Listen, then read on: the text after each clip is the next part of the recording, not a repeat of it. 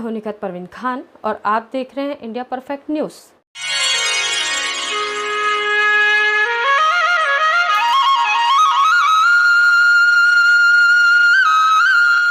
परिवार की ओर से हार्दिक स्वागत करता हूं। आपने पहुंचा और सन सिटी का मान बढ़ाया, इसके लिए बहुत बहुत धन्यवाद। जय जिनेंद्र। Thank you. प्रभु ना बिसारिए, हंसते मुस्कुराते हुए जिंदगी गुजारिए, हंसते मुस्कुराते हुए जिंदगी गुजारिए, हिम्मत ना हारिए, प्रभु ना बिसारिए, हाँ हिम्मत ना हारिए, प्रभु ना बिसारिए, हंसते मुस्कुराते हुए जिंदगी गुजारिए, हंसते मुस्कुराते हुए जिंदगी गुजारिए, हंसते मुस्कुराते हुए जीना जिसको आ गया, हंसते मुस्कुराते हुए जीना जिसको आ गया, टूटे हुए दिलों को सीना जिसको आ गया, टूटे हुए दिलों को सीना जिसको आ गया, ऐसे देवताओं के, ऐसे देवताओं के चरण पखारिए, हाँ ऐसे देवताओं के चरण पखारिए, उनकी तरह नेक बनकर जिंदगी गुजारिए, तो हिम्मत ना हारिए। सब गाओ, संगीत भी में कर दो। हिम्मत ना हारिए, प्रभु ना बिसारिए, हाँ हिम्मत ना हारिए, प्रभु ना बिसारिए, हंसते मुस्कुराते हुए जिंदगी गुजारिए, हंसते मुस्कुराते हुए जिंदगी गुजारिए, काम ऐसा कीजिए जिससे हो सबका भला, काम ऐसा कीजिए जिससे हो सबका भला, बातें ऐसी कीजिए जिसमें हो शहद घुला, बातें ऐसी कीजिए जिसमें हो शहद घुला, मीठी बोली बोल सबको, मीठी बोली बोल सबको प्रेम से पुकारिए, हाँ मीठी बोली बोल सबको प्रेम से पुकारिए, कड़वे बोल बोल के ना जिंदगी बिगाड़िए, कड़वे बोल बोल के ना जिंदगी बिगाड़िए, तो हिम्मत ना हारिए, प्रभु ना बिसारिए, हाँ हिम्मत ना हारिए, प्रभु ना बिसारिए, हंसते मुस्कुराते हुए जिंदगी गुजारिए, हंसते। देखो आपको दोनों लाइनें याद हो गई क्या? कोशिश करो गाने की, टूटी फूटी। चलो मिलके गाओ। हिम्मत ना हारिए, प्रभु ना बिसारिए, कुछ लोग सोच रहे अगले जन्म में गा लेंगे, ये जन्म तो जी लिया है ना। चलो दोबारा गाओ। जो लोग कुर्सी पर बैठे हैं वो लोग बुढ़े होके क्यों बैठ गए ऐसे? अभी गाएं कि अगले जन्म में गाएं? अभी गा लो। मुझे क्या हमेशा डर रहता है, नीचे वालों को ज्यादा ध्यान देता हूँ, कुर्सी वालों पे ध्यान देता हूँ, क्योंकि जब भी ऊपर वाला किसी को उठाता ना तो नीचे वाले नीचे रह जाते हैं, पहला नंबर कुर्सी वालों का आ जाता है। तो आप तो आराम से गा लो, ठीक है ना।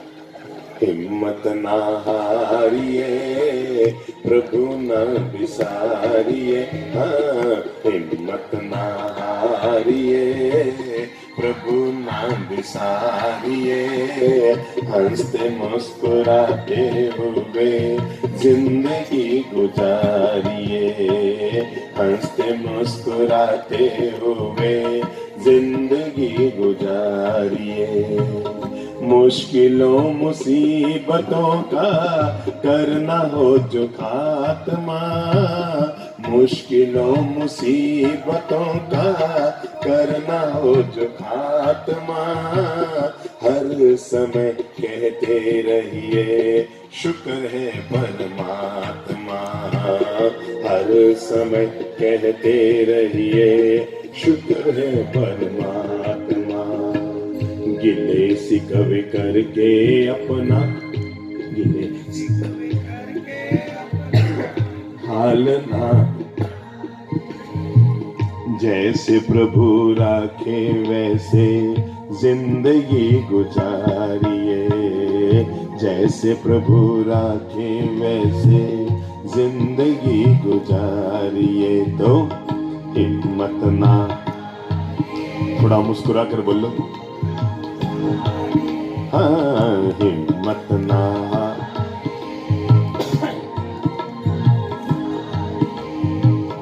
हंसते मुस्कुराते हुए जिंदगी गुजारिए, हंसते मुस्कुराते।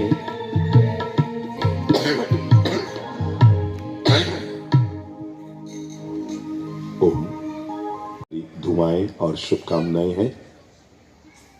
अच्छा लग रहा है रायपुर से विहार करने के बाद जब हम सूर्यनगर की तरफ जा रहे हैं, जोधपुर की तरफ, उससे पहले सन सिटी में हमारा आना हो गया। हम जहां जा रहे हैं वो भी सन सिटी है और आज हम जहां आए हैं वो भी सन सिटी है। तो ऐसा लगता है सन सिटी से सन सिटी की यात्रा चल रही है। पर मैं बहुत बहुत शुभकामनाएं, अभिनंदन करता हूं। इस रात में भी आप लोग इतनी बड़ी संख्या में सन सिटी में पधारे और दिव्य सत्संग प्रवचन सुनने का आनंद ले रहे हैं। ईश्वर की बड़ी महती कृपा रही। बाकी सब जगह केवल 3-3 प्रवचन होंगे। जोधपुर से लेके, रायपुर से लेके जोधपुर तक संपूर्ण शहरों में केवल 3 ही प्रवचन होंगे। एकमात्र राजनांद गांव ऐसा है जहां पर 6 प्रवचन दुगुने, 3 यहाँ, तो 3 दिन का प्रवास हमारा यहाँ हो गया। 3 प्रवचन यहाँ और 3 प्रवचन शहर के अंदर हो रहे हैं। हम पूरे सन सिटी परिवार को अपनी ओर से बहुत बहुत शुभकामना देते हैं। बिल्कुल स्वर्ग सरीखा सुंदर वातावरण में तैयार सन सिटी परिसर। जब हम पिछली बार आए थे तब भी हमारा मन मोह लिया था और हम सोच के गए थे कि जब हम अगली बार आएंगे ज्यादा से ज्यादा समय सन सिटी परिवार को हम जरूर देंगे। अच्छे लोग हैं यहाँ के। जैसे ही इनको सूचना मिली कि गुरु महाराज आ रहे हैं, जैसे कोई चातुर्मास के लिए कैसे तैयारी करता है कि अब हमने चातुर्मास की यहाँ भराई है तो कितनी पुरजोर तैयारी करते हैं। मैं यहाँ के युवा कार्यकर्ताओं को, जो भी यहाँ के अध्यक्ष, मंत्री, संयोजक या जो भी हैं, बिना किसी का नाम लिए, पर जिन लोगों ने तकड़ी मेहनत की, बहुत मेहनत की, ऐसा लगा जैसे चातुर्मास का माहौल आप लोगों ने बनाया हो। और मैं आप सभी के लिए अपनी बहुत बहुत दुआएं, बहुत बहुत शुभकामनाएं देता हूं। बहुत अच्छे लोग हैं, हमारी ओर से बहुत बहुत साधुवाद। मैं समझता हूं जितनी सक्रियता से आप लोग लगते हैं और जितनी मेहनत आप लोग करते हैं वो लाजवाब है, अभिनंदन के काबिल है। अगर भगवान ने आपको दोनों हाथ दिए हैं तो खोलो और 30 सेकंड देने के लिए ताली बजाकर अभिनंदन करो।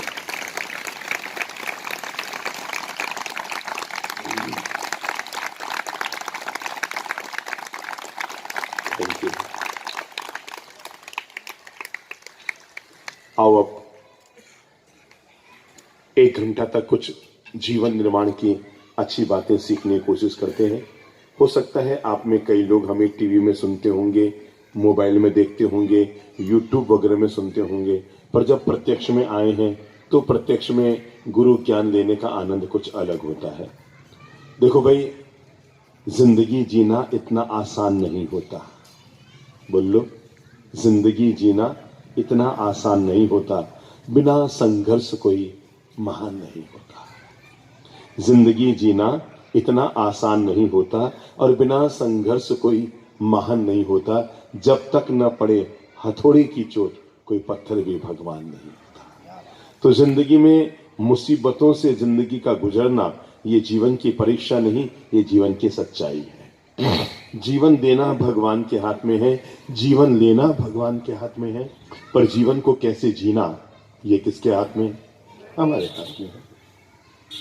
ईश्वर ने आपको धर्म पत्नी दी है, आप उसके साथ प्रेम से जीते हैं कि झगड़ कर जीते हैं, ये तय आपको करना है। भगवान ने आपको घर में सास दी है, आप उस सास को सम्मान के साथ जीते हैं या हर समय अपमान की भाषा उससे बोलते हैं, ये तय आपको करना है। ईश्वर ने आपके घर को स्वर्ग बनाने के लिए एक बहुरानी आपके घर में भेजी, अब तय आपको करना है कि आप पराए घर से आई हुई इस बेटी को कितना लाड़ प्यार देते हैं या झगड़ झगड़ कर वापस उसे पियर जाने के लिए मजबूर कर देते हैं। देखो भाई, जब हम दुनिया में आते हैं ना, तो ईश्वर हमें 3 पेज की एक डायरी दिया करता है। कितने पेज की? 3 पेज की। मैंने कहा केवल 3 पेज की डायरी, तो डायरी का पहला पन्ना होता है जो भगवान खुद लिखता है, हमारे हाथ में नहीं होता है, और डायरी का पहला पन्ना होता है जिसका नाम है जन्म। जब मैंने कहा डायरी का पहला पन्ना जन्म है, तो बुद्धि लगाओ अंतिम पन्ना क्या होगा? है मरण। केवल 3 पेज की डायरी में 2 पन्ने तो भगवान ने खुद ने ही लिख दिए। डायरी का पहला पन्ना जन्म है, डायरी का अंतिम पन्ना मरण है, तो डायरी का बीच का एक और पन्ना है जिसका नाम जीवन है। जन्म का पन्ना हमारे हाथ में नहीं है, हम कहां पैदा होंगे, काले गोरे नाटे ठिंगने लंबे, किस रूप में हम पैदा होंगे हमारे हाथ में नहीं है। तो जन्म का पन्ना हमारे हाथ में नहीं है, और मरण का भी। हम में से किसी को नहीं पता कि हमारी मृत्यु कब होगी। जन्म और मृत्यु दोनों के पन्ने ऊपर वाले के द्वारा लिख दिए जाते हैं, लेकिन एक और पन्ना होता है जिसका नाम है जीवन, और वो कोरा कागज रहता है। उसमें कुछ भी ऊपर वाला नहीं लिखता, वो हमारे हवाले छोड़ देता है कि तुम तय करो कि तुम 20 के पन्ने में क्या लिखोगे। और व्यक्ति का जन्म भी तभी सार्थक होता है, व्यक्ति की मृत्यु भी तभी सार्थक होती है जब व्यक्ति बीच के पन्ने को अच्छा और बेहतरीन जी ले। क्या बताएंगे कि दुनिया में रेनबो कौन से कलर से बनता है? इंद्रधनुष कौन से रंग से बनता है? लाल से, पीले से, नीले से, गुलाबी से, हरे से, काले से, सफेद से। कौन सा रंग है जिससे इंद्रधनुष बनता है? बुद्धि लगाओ। है कौन सा रंग से? लाल से, है पीला रंग से, काला रंग से, सफेद रंग से। कौन सा रंग है जिससे रेनबो बनता है? हाँ, बच्चे ने सही जवाब दिया। 7 रंग मिलते हैं तब इंद्रधनुष बनता है, किसी एक रंग से नहीं बनता है। ऐसी हमारी जिंदगी है, किसी एक व्यक्ति से हमारी जिंदगी में मिठास नहीं घुलता है। कोई अगर ये सोचता है मेरी पत्नी खुश है, बाकी दुनिया जाए कोई दिक्कत नहीं, पर मैं उसे बता दूं केवल पत्नी से जिंदगी नहीं बनती, केवल पति से जिंदगी नहीं बनती, केवल बच्चों से जिंदगी नहीं बनती, केवल माँ बाप से जिंदगी नहीं बनती है। सब मिलते हैं तो जिंदगी मीठी मधुर बनती है। और अगर इस व्यक्ति को अपने जीवन का जो बीच का पन्ना है, अगर जीवन जीना व्यक्ति को आ जाए, तो इससे बढ़कर जिंदगी में और कोई स्वर्ग नहीं होता। लोग सोचते हैं मरने के बाद स्वर्ग में जाएंगे। मैं कहता हूं स्वर्ग पाने के लिए आदमी को मरना जरूरी नहीं होता है, जीवन को जीना जरूरी होता है। अगर जिंदगी जीना आ जाए तो यही धरती आदमी के स्वर्ग बन सकती है, यही धरती मीठी मधुर बन सकती है। घर में ईन गीन गीन तुम 4-5 तो लोग होते कितने घर में लोग? अपन कहते हैं विश्व शांति की बात करो, विश्व मैत्री की बात करो। मैं कहता हूं विश्व मैत्री की जरूरत नहीं है। 84 लाख जीव होने से क्षमापना की बात तो बहुत बात की है। जो 4 लोग घर में रहते हैं, अगर आप उनके साथ जिंदगी जीना सीख लें तो जिंदगी मीठी मधुर बन जाएगी। आदमी सोचता है मैं अगले जन्म को स्वर्ग बनाऊं। मुझे लोग आकर पूछते हैं, साहब आप जहां जाते हैं आपके लड्डू पेड़े प्रभावने नहीं होते, संग पूजा नहीं होती, फिर हजारों लोग मैदान में उमड़ कर क्यों आते हैं? मैं कहता हूं भाई, हम में और बाकी के संतों में एक लाइन का फर्क है। जैसा जीवन वो जीते हैं वैसा जीवन हम जीते हैं, और फर्क ये है वो इंसान को धर्म का वो रास्ता दिखाते हैं जिससे आदमी का अगला जन्म स्वर्ग बनता है। हम आदमी को धर्म का वो रास्ता दिखाते हैं जिससे आदमी का आज का जीवन स्वर्ग बनता है। इंसान जब तक आज के जीवन को सही ढंग से जीना न सीख पाएगा, तब तक वो अगले जन्म की कल्पनाएं करता रहेगा, मैं ऐसा जीऊं, मैं ऐसा जीऊं। पर अगर आज हम प्रेम और मिठास से न जी पाए, तय आपको करना है आप जिंदगी को गुनगुनाते हुए जीते हैं कि बुनबुनाते हुए जीते हैं। समझ गए? आप मुस्कुरा कर जीते हैं कि मुरझा कर जीते हैं? आप जिंदगी को चार्ज होकर जीते हैं या लटक कर जीते हैं? आप जिंदगी को मीठा मधुर बनाते हैं या अपने व्यवहार से उसको कर्कश बना लेते हैं? तय आपको करना है कि आप जीवन को प्रसाद बना रहे हैं कि विषाद बना रहे हैं। अगर हमने जीवन को सही तरीके से जीना सीख लिया है तो यही जिंदगी हमारे लिए प्रसाद बन जाती है। देखो भाई, दुनिया में ऐसा कोई नहीं है जिसके जीवन में 2-4 मुसीबतें ना हो। नोट कर लेना। ऐसा दुनिया में कोई नहीं। आपको लगता है ना वो आदमी बहुत सुखी है, पर जब आप उसकी जिंदगी में जाएंगे तो पता लगेगा उसके भी दुख के कई निमित्त हैं। तो दुनिया में ऐसा किसी के पास नहीं है जिसके जीवन में दुख के निमित्त न हो। आप लोगों ने ईसीजी कराई है ना, और जरा याद करो ईसीजी की रिपोर्ट आती है कैसी आती है, यूं यूं यूं यूं आती है, और अगर लकीर सीधी हो जाए तो इसका मतलब आप ऊपर गए। जीवन में अगर उठा पटक है तो इसका मतलब भगवान साबित कर रहे हैं कि आप जिंदे हैं, और अगर उठा पटक जीवन में बंद हो गई तो मानकर चलो भगवान ये साबित कर रहे हैं आप ऊपर चले गए हैं। इसलिए जीवन में उठा पटक सबके जीवन में आती है। ऐसा कौन है जिसकी जिंदगी में शोक का वातावरण नहीं बना? कोई है जिसके जीवन में शोक का, तनाव का, चिंता का, अवसाद का, घुटन का वातावरण नहीं बना? एक महिला भगवान के पास आई और आकर कहा, भगवान मेरा जो 5 साल का बेटा है ना, गांव के सब लोग कहते हैं मर गया है, पर मुझे लगता है मरा नहीं है, भगवान आप इसे जिंदा कर दो। गांव के सब लोग कहते हैं मर गया मर गया। मैं कई बड़े लोगों के पास जाकर आ गई, पर सबने हाथ चटक दिया कि यह मर गया है, पर भगवान मुझे भरोसा है आप इसे जिंदा कर दो। भगवान ने बच्चे को देखा, मां की ममता को देखा, उसकी मनस्थिति को पढ़ा और पढ़कर कहा, बहन आप तुम्हारे बच्चे को जीवित तो किया जा सकता है, पर इसके लिए मुझे 1 कटोरी सरसों के दाने चाहिए। क्या कहा?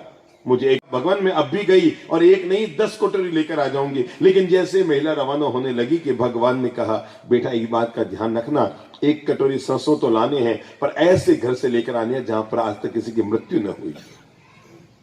किससे लाने? जहां पर आज तक किसी की मृत्यु न हुई। महिला ने कहा अभी गई अभी आई, सब घरों में जाती रही। लोग कहते हैं भाई तुम थाली भर के सरसों ले जाओ, हमें कोई दिक्कत नहीं है, पर वो जैसे ही पूछती तुम्हारे घर में कोई मरा तो नहीं है? कोई कहता मेरे दादाजी गए, कोई कहता मेरे परदादा गए, कोई कहता मेरे तो बेटा ही गया, कोई कहता मेरे तो पत्नी भी ऊपर चली गई। सबके घर में कोई न कोई तो गया। शाम होते होते हताश और निराश होकर वो महिला अपने घर अपने संत मतलब भगवान के पास आई और आकर कहा, भगवान मैं एक घर में जाके आ गई और राजा के राजमहल में भी जाके आ गई। लोग कहते हैं सरसों तो बोरी भरकर मिल जाएंगे, पर ऐसा घर नहीं मिलेगा जहां पर दुनिया में आज तक कोई न मरा हो। भगवान ने महिला को जीवन का सच्चाई बताते हुए कहा, जब दुनिया में ऐसा कोई घर नहीं है जहां कोई न मरा हो, तो तेरा घर कैसे होगा? अपने भीतर में इस सत्य को पैदा कर कि तुम्हारा बेटा दुनिया से चला गया है। मैं जीवन का पाठ आपको, ये पॉजिटिव नजरिया आपको जीवन के देना चाहता हूं कि जीवन में उठा पटक सबके है। अमीर की जिंदगी में भी कभी तनाव के दिन आते हैं और गरीब की जिंदगी में कभी खुशहाली के दिन आते हैं। याद रखना, बड़े से बड़े अमीर की जिंदगी में भी कभी ना कभी टेंशन के दिन आते हैं। उसके घर में भी कभी झगड़े होते हैं, उसके घर में भी तनाव होता है, उसकी नींद भी उचटती है। दुनिया में 2 तरह के लोग हैं। कुछ लोग हैं जिनके नसीब में सोने की चैन है, और कुछ लोग हैं जिनके नसीब में चैन से सोना है। समझ रहे? कुछ लोग हैं जिनके नसीब में सोने की मोटी मोटी चैन है, पर कुछ लोग हैं जिनके नसीब में सोने की चैन तो नहीं है, पर चैन से सोना है। और आप समझ सकते हैं दोनों में ज्यादा सुखी कौन? दिन में तो लगता है सोने की चैन वाला सुखी है, पर जब रात को बेडरूम में होती है ना, तो अंतरात्मा जवाब देती है सोने की चैन वाला नहीं, चैन से सोने वाला ज्यादा सुखी है। तो जिंदगी के लिए पहला संकल्प हम कर लें, और वह है कि उठा पटक किसी की जिंदगी में हो सकती है, पर हर उठा पटक के बीच भी अगर व्यक्ति अपने मन को पॉजिटिव सकारात्मक बनाकर रखता है, अपने मन को एक बात ध्यान रखना, सुख और दुख ये दोनों मेंबर नहीं है, मेहमान है। बोलो, मेंबर नहीं है, क्या है? मेहमान है। आज अगर टेंशन है तो ये मत समझो कि आजीवन रहने वाला है, और अगर खुशहाली है तो ये मत समझो जीवन भर खुशहाली रहने वाली है। अरे भाई एक बात तय है, दुनिया में तलाक उसी से होता है जिससे कभी विवाह हुआ था। पक्की बात है। तो कभी जिससे बैंड बजा के फेरे खाए थे, क्या जिंदगी है जिस घर में हम कभी बैंड बजा कर जाते हैं उसी घर में जाकर हम बैंड बजाते हैं। तो ये जीवन कभी भी जिंदगी मोड़ लेती रहती है। कल तक जिन कपड़ों को अंग्रेजों के वायसराय पहनते थे ना, आज हमारे यहाँ बैंड बजाने वाले उन कपड़ों को पहनते हैं। जिंदगी में हर चीज लौट कर आती है, ध्यान रखना, हर चीज इंसान की लौट कर आती है। आपको कैसे बताऊं? एक व्यक्ति बगीचे में गया, सामने आम का पेड़ देखा, तो आम के मीठे फलों को देखकर उसके मन में आया कि मैं आम खाऊं। वो पेड़ तक गया। अब पांव तो आम को तोड़ नहीं सकते, किससे तोड़ा? हाथ से तोड़ा। हाथ से तोड़ा तो हाथ तो आम को खा नहीं सकते, किसमें डाला? तो मुंह में डाला। मुंह तो आम को रख नहीं सकता, कहां गया? पेट में गया। और जैसे ही आम पेट में गया, माली ने देखा कि वो आम तोड़ के खा रहा है। वो आया और आकर उसने 2 डंडे उठाए और कहां मारे? कहां मारे? किधर मारे? पिछवाड़े में। ओह, अच्छा, आपने पिछवाड़े में गाए हुए? मैं तो पीठ पे मराऊंगा। तो पीठ पर मारे, 2 डंडे मारे। जैसे ही पीठ पर डंडे पड़े तो आंसू कहां है?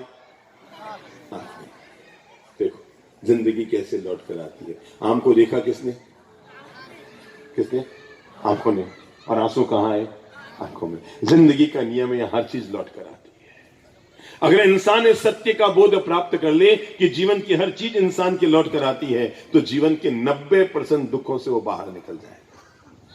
हम एक घर में गए थे, थोड़ा आदमी मानसिक उलझन में था। हुआ यह था कि उसकी बचपन से एक आदत पड़ गई थी ज्योतिष में ज्यादा विश्वास रखने, और इतना ज्यादा विश्वास रखने लग गया, वो रोज सुबह जैसे अखबार आता, अखबार आते ही सबसे पहले राशि चक्र देखता, आज मेरी राशि में क्या है, और अपने पूरे दिन का निर्णय उसी अखबार से कर लेता। अगर अखबार में लिखा रहता सावधान, आज तुम्हारी ग्रह दशा अच्छी नहीं है, किसी से झगड़ा हो सकता है, पड़ोसी से तकरार हो सकती है, पत्नी से अनबन हो सकती है, तो सुबह सुबह तक कर लेता आज मेरा दिन दुखी। और अगर अखबार में आ जाता आज तुम्हारे दिन में अच्छे कार्य की संभावना है, तो तय कर लेता आज मेरा दिन सुखी। मतलब सुबह उठते ही वो अखबार के आधार पर तय करता कि आज मैं सुखी नाम बनूंगा या दुखी नाम बनूंगा। दोनों अखबार के आधार पर तय करता सुखी नाम बनूंगा कि दुखी नाम बनूंगा। रोज अखबार देखता। एक दिन उनके यहां संत का आना हुआ। उसने कहा महाराज बहुत बड़ी दुविधा होगी, रोज अखबार देखना पड़ता है और अखबार तय करता है कि आज मैं सुखी नाम कि दुखी नाम। संत ने कहा एक काम कर, मैं तुम्हें सिक्का देता हूं, इसके एक तरफ लिखा हुआ है खुशी और दूसरी तरफ लिखा हुआ है ना खुशी। तू केवल एक काम कर, रोज इसको उछाल लिया कर। अगर ना खुशी आ जाए तो समझ ले आज तेरा भाग्य खराब, सावधान। और अगर खुशी आ जाए तो आज तेरा भाग्य बहुत अच्छा। और वो संत तो सिक्का देकर चले गए, पर नई माथा फोड़ी खड़ी करके चले गए। और माथा फोड़ी क्या? सोमवार को सुखी और मंगलवार को दुखी, ना खुश। फिर बुधवार को सुखी, फिर गुरुवार को ना खुश। महीने में 10 दिन सुखी, महीने में 20 दिन ना खुश, महीने में 20 दिन सुखी और महीने में 10 दिन ना खुश। जब भी सिक्का उछले कभी खुशी कभी ना खुशी। कहने लगे महाराज ये और मुसीबत आ गई, आप तो ऐसा कुछ मंत्र कर दो कि मेरे सिक्के में रोज खुशी ही खुशी आए। हमने कहा भाई सिक्का दो। हमने सिक्का देखा, वास्तव में एक तरफ लिखा था खुशी, दूसरी तरफ लिखा था ना खुशी। हमने कहा भाई देखो 7 दिन लगेंगे, हम इसे मंत्रित करके दे देंगे, फिर तेरे खुशी खुशी। अरे ताज्जुब के बाद शुक्र शनि रवि, सप्ताह में 7 दिन, महीने में 30 दिन, जब भी सिक्का उछाले खुशी ही सामने आए। बड़ा खुश हो गया। संयोग से एक दिन हमारा उसके घर पर जाना हुआ, तो वो जाते ही अड़ गया, बाप जी मुझे बताओ आपने क्या मंत्र किया? अरे मैंने कहा जो भी किया तेरा काम हो गया ना। अरे बाप जी गजब हुआ, महीना भर हो गया जब भी उछालो खुशी। अब तो मैं महीने में 30 दिन खुश रहता हूं, महीने में 30 दिन प्रसन्न रहता हूं। अब मेरे मन में ना खुशी आती नहीं है। पर आपने किया क्या? आपने किया क्या? क्या गजब चमत्कार कर दिया, हमेशा खुशी खुशी आती है। मुझे बताओ आपने क्या मन? मैंने कहा छोड़ो ना मंत्र, तेरा काम हो गया। नहीं नहीं मुझे बताओ। अब वो जिद पे अड़ गया। लोग बड़े जिद्दी होते हैं। अब जैसे समझो हम यहां से निकल जाएंगे, अब कोई जोधपुर आएगा संबोधाम, तो आते पहले पूछेगा बाप जी मुझे पहचाना? अब क्या जवाब दो? हाँ कि ना? बोलो क्या देना चाहिए? आपकी नजर में क्या देना चाहिए? हाँ कहना चाहिए कि ना कहना चाहिए? है? क्या कहूं? ना कहूं? और अगर मैं आप ही को ना कहूंगा तो आपके मन में क्या आएगा? ओहो हम जब सन सिटी आए थे हमारा सबकी कितनी भक्ति की, पैदल चल के 10 किलोमीटर आया था और आज पहचानते भी नहीं है। और समझ लो मैं भूल से हाँ कह दूं तो मेरी छुटकारा थोड़ी है। जैसे मैं कहूंगा हाँ हाँ पहचान गया, नहीं बताओ मैं कौन हूं। यार एक तो तेरी इज्जत रखी 4 लोगों में। लोग बड़े गजब के होते हैं। अगर भूल से उनको हाँ भी भर दो कि हाँ हाँ भाई अब ठीक है, उसकी खुशी के लिए अब भाई ठीक है थोड़ा बहुत पहचान में आया, अब नाम वाम याद थोड़ी रहते, तो सीधा नहीं नहीं नहीं आप पहचान नहीं रहे मेरे साथ, आप यही यहाँ भरे, मुझे बताओ मैं कौन हूं। तो अब वो जिद पे अड़ गया, नहीं बताओ ये कैसे हुआ, बताओ आपने क्या मंत्र किया? मैंने कहा भैया मैंने कोई मंत्र नहीं किया, तुम्हारे सिक्के पे एक तरफ लिखा था खुशी, एक तरफ लिखा था ना खुशी।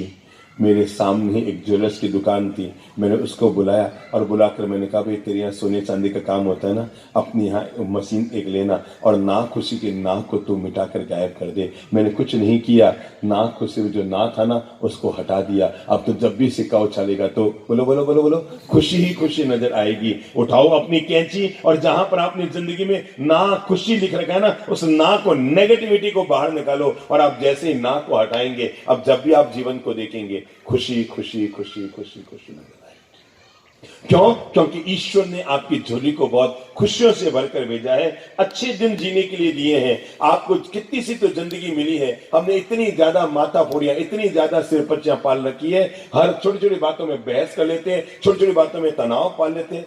पता है जब आपकी शादी हुई थी ना, उससे पहले आप क्या क्या पढ़ती थी? इतिहास, गणित, भूगोल, सामान्य विज्ञान, इंग्लिश, हिंदी, साहित्य, ये सब पढ़ते थे। पक्की बात? अब शादी के बाद क्या क्या पढ़ते बताऊं? ईर्ष्या, जलन, टेढ़ा मेढ़ा, वैर विरोध, गांठ बांधना, टेढ़ा बोलना, कर्कश बोलना, यही सब पढ़ाई जल्दी शुरू होगी ना। क्या गजब हुआ, विवाह के पहले आपकी जिंदगी कहीं और थी, कितने अच्छे विचारों के साथ आप जीवन जिया करते थे, और विवाह के बाद अब ननद से दूरियां हो गई, मैं दिरानी से नहीं बोलती, सासू मां से मेरी अनबन है। इसके अलावा हमने विवाह के बाद कौन सी पढ़ाई की बताओ? एक बार बुद्धि लगाओ। आपने विवाह के बाद सामान्य ज्ञान पढ़ा? नहीं। इतिहास पढ़ा? नहीं। भूगोल पढ़ा? नहीं। इंग्लिश पढ़ी? नहीं। साहित्य पढ़ा? नहीं। मैं बताऊं यही पढ़ा है। नहीं। वैर विरोध, मारे उनसे नहीं बोलूं, मैं उसके यहाँ नहीं जाऊं, मैं उससे बात नहीं करूं। मेरे भाई, छोटी सी जिंदगी को जितना मीठा मधुर बनाकर आप जी लेंगे, जिंदगी उतनी आनंद भरी हो जाएगी। और अगर बेवजह है आप अपने जीवन में तनाव, बेवजह है माथा फोड़ियां पैदा करते रहेंगे, जिंदगी दुखी हो जाएगी। आओ मैं आपको 9 मंत्र देता हूं आज पहले दिन, जीवन को खुशहाली से भरने के लिए, जिंदगी को स्वर्ग बनाने के लिए, जिंदगी को मीठा मधुर आनंद भरा बनाने के लिए छोटे छोटे 9 मंत्र आपके जीवन की झोली में डालता हूं। और जीवन का पहला मंत्र, पहले कमर सीधी करो, और जीवन का पहला मंत्र अपने जीवन की झोली में डालिए, और वह आज से तय कर लो, मैं आह आह नहीं कहूंगा, जब भी कहूंगा तो वाह वाह कहूंगा। बोलो मुंह से, क्या? नहीं, क्या?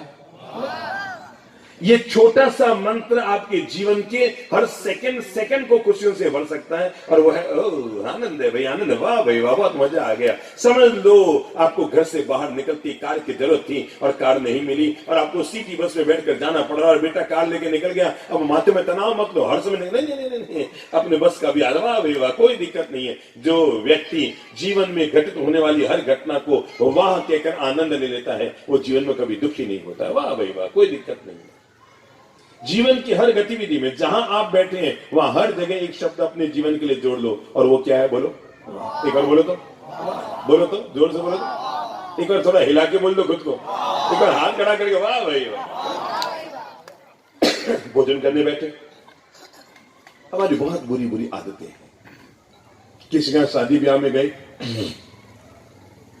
या तो लोग उसकी बदनामी करेंगे, और कोई तरीका 50-50 आइटम ब्याह में बना रहे, है ना। प्राय कर लोगों की ये बुरी आदत है, पहले खा पी के आएंगे फिर बाहर आएंगे, और कोई तरीके 50-50 आइटम बना। उसको पूछो भाई 50 आइटम में तू कितना छोड़ के आया? 50 में 55 खा के आया, 5 ढूंढता रहा, और भी कोई मिल जाए तो खा लो, और बाहर आके क्या कहते, और कोई तरीका है? अरे भाई 50 आइटम तेरे लिए नहीं बनाए थे। अगर किसी ब्याह शादी में 6 मिठाइयां हैं तो 6 की 6 मत खाइएगा। उन्होंने आपको चयन करने का अवसर दिया है कि इन 6 में से जो भी एक आपको पसंद हो आप खा लो, और हम है गुरु, 6 की 6 खा के आ जाते हैं। 6 की 6 मिठाई आपके लिए थोड़ी बनाई थी भाई। आपको बादाम की कतली पसंद हो तो वो खा लो, राजभोग पसंद हो तो वो खा लो, गुलाब जामुन पसंद हो तो वो खा लो, और आप निकले गुरु, A to Z साफ करके आ गए। कभी भी किसी के भोजन पर टिप्पणी मत करना। आपको कैसे बताऊं, एक गरीब बाप के बेटी की जब शादी होती है ना, वो 10 साल तक अचार से रोटी खाता है, तब आपकी थाली में मटर पनीर की सब्जी आती है, ठीक है। 10 साल तक वो अचार से रोटी खाकर जिंदगी गुजारता है ना, तब आपकी थाली में मटर पनीर की सब्जी आती है। इसलिए भोजन करने के बाद कभी भी, बताओ नाटक लोग ऐसे करते हैं, ठीक है खा के आ गए, खा समझ तो नहीं खाया, मतलब घर में खाते हैं लौकी की सब्जी और रोटियां रोज तोड़ते हैं, और वहां 20 आइटम खा के आए, तब भी मतलब ऐसा लगता है जैसे हमारे तो कोई फर्क ही नहीं पड़ता है, हम तो लाड साहब हैं, हम तो हमारे तो इन छोटी छोटी चीजों में मतलब इस तरह से पेश आएंगे जैसे कुछ खा पी के नहीं आए हैं, केवल होठों से चूलो तुम वाला करके आए। मतलब इस तरह से नाटक करेंगे बाहर आकर के जैसे वो तो कोई खाते पीते ही नहीं है, केवल सूंघ सूंघ के पेट को भरते। ना बाबा ना, आज से नियम बना लो, नहीं क्या कहेंगे, पक्की बात। जब जो काम हो जाए, वाह भाई वाह, घर गए खाना खाने बैठे, प्रेम से जरूर कहो वाह वाह बहुत अच्छा खाना बना है। कहीं आप कार्यक्रम में गए, जाकर के वहां ठीक है मन के अनुकूल हर चीज तो नहीं हुआ करती ना, दुनिया में सब कुछ आपके मन के अनुकूल नहीं हो सकता, पर अपनी तरफ से हमेशा पॉजिटिव बोलो, वाह भाई वाह बहुत अच्छा कार्यक्रम किया। अब आप अगर टिप्पणी ही करते रहेंगे, कहीं कोई बिल्डिंग बनी है, लोगों की क्या आदत होती है, बनेगा तब कोई कहने नहीं आएगा, पर बनने के बाद ये तो यहाँ बिल्कुल भी सेट नहीं खा रहा, ये यहाँ बिल्कुल ये फालतू यहाँ लगा है, पर ना ना ना ना ना, टिप्पणी करने की आदत निकालो और अपने भीतर में हमेशा आहा कहने की बजाय ज्यादा ओवर एक्टिंग भी मत करना हो, हाँ ध्यान रखना, फिर वो पता लग जाए कि ये नाटक कर रहा है। वो क्या हुआ, एक आदमी मेरे पास आया और आकर कहने लगा साहब मेरी पत्नी भयंकर ऐसी है वैसी है, मतलब 100 गालियां उसने पत्नी को निकाली होगी, ऐसा खाना बनाती कुत्ते भी नहीं खाए, ये भी नहीं खाए, वो भी नहीं खाए। अब मैं कहा जैसी यार तेरी है मैं क्या करूंगा, मेरा क्या रोल है इसमें, कि नहीं बाप जी। मैंने कहा चल आज एक काम करना, 24 घंटे का नियम ले लो, धर्मपत्नी जो भी करे ना उसको आ मत कहना, वाह वाह कहना। अब वो घर आया, भोजन करने बैठा, रोज तो क्या कहता था, कैसी रोटियां बनाई कुत्ते भी ने खाई, कैसी दाल बनाई है, अरे पीने में काम है, अरे सब्जी खाई नहीं जाए। आज वो ओवर एक्टिंग करने लग गया, क्या गजब दाल बनाई है, अरे सब्जी तो ऐसी है कि सारी कटोरी फुलके गुलाब की पंखुड़ियों की तरह नरम नरम है। और वो 2 मिनट तो बोला, पत्नी ने सहन किया, अंदर गई, बेलन लेकर आई, एक पर एक, एक पर एक, एक पर एक, एक पर एक पिटाई कमर पर, क्या कर रही है। उसने कहा रोज खाना मैं बनाती हूँ तो कुत्ते भी नहीं खाए, आज पहली बार पड़ोसन ने बनाई है तो बड़ा, तो ओवर एक्टिंग मत करना कर जाके। ये जो कभी कभी ओवर एक्टिंग में आ जाते हैं, वो ओवर एक्टिंग हमारे लिए नुकसान करेगी, पर जीवन का तय कर लो, स्वागत करेंगे शिकायत नहीं, शब्द दिमाग में लो, स्वागत करेंगे शिकायत नहीं। दोबारा ले लो, बहू के पीहर से कोई भी सामान आया है प्लीज बहुत पॉजिटिव बोलिए, ये मत कहो कहीं लोकल कंपनी ने भेज दी, भेजा तो है ना, तुमने तो कुछ भी नहीं भेजा ना, उसके घर में उन्होंने कुछ तो भेजा है। सामने वाले के भेजे हुए दिए हुए उपहार पर जब आप नेगेटिव टिप्पणी करते हैं ना, तो सामने वाले को दोबारा आपको देने की कभी इच्छा नहीं होती। जो आया है ना उसका स्वागत करो, हाँ सब बहुत बहुत अच्छा भेजा है। अब आप जानबूझकर अपनी टेढ़ी स्टाइल में बोलते हैं, भेजा तो है पर अपने क्या काम आएगा, लोकल है ये तो, नहीं। आपको लोकल लग रहा है ना, उसके 4000 का चूना लगा है, तब आपके घर में वो चीज आई। हमेशा की आदत डाल लो, शिकायत नहीं करेंगे, हमेशा शुक्राना अदा करेंगे, जो भगवान ने दिया, जैसा भगवान ने दिया आनंद लो हर हालत में।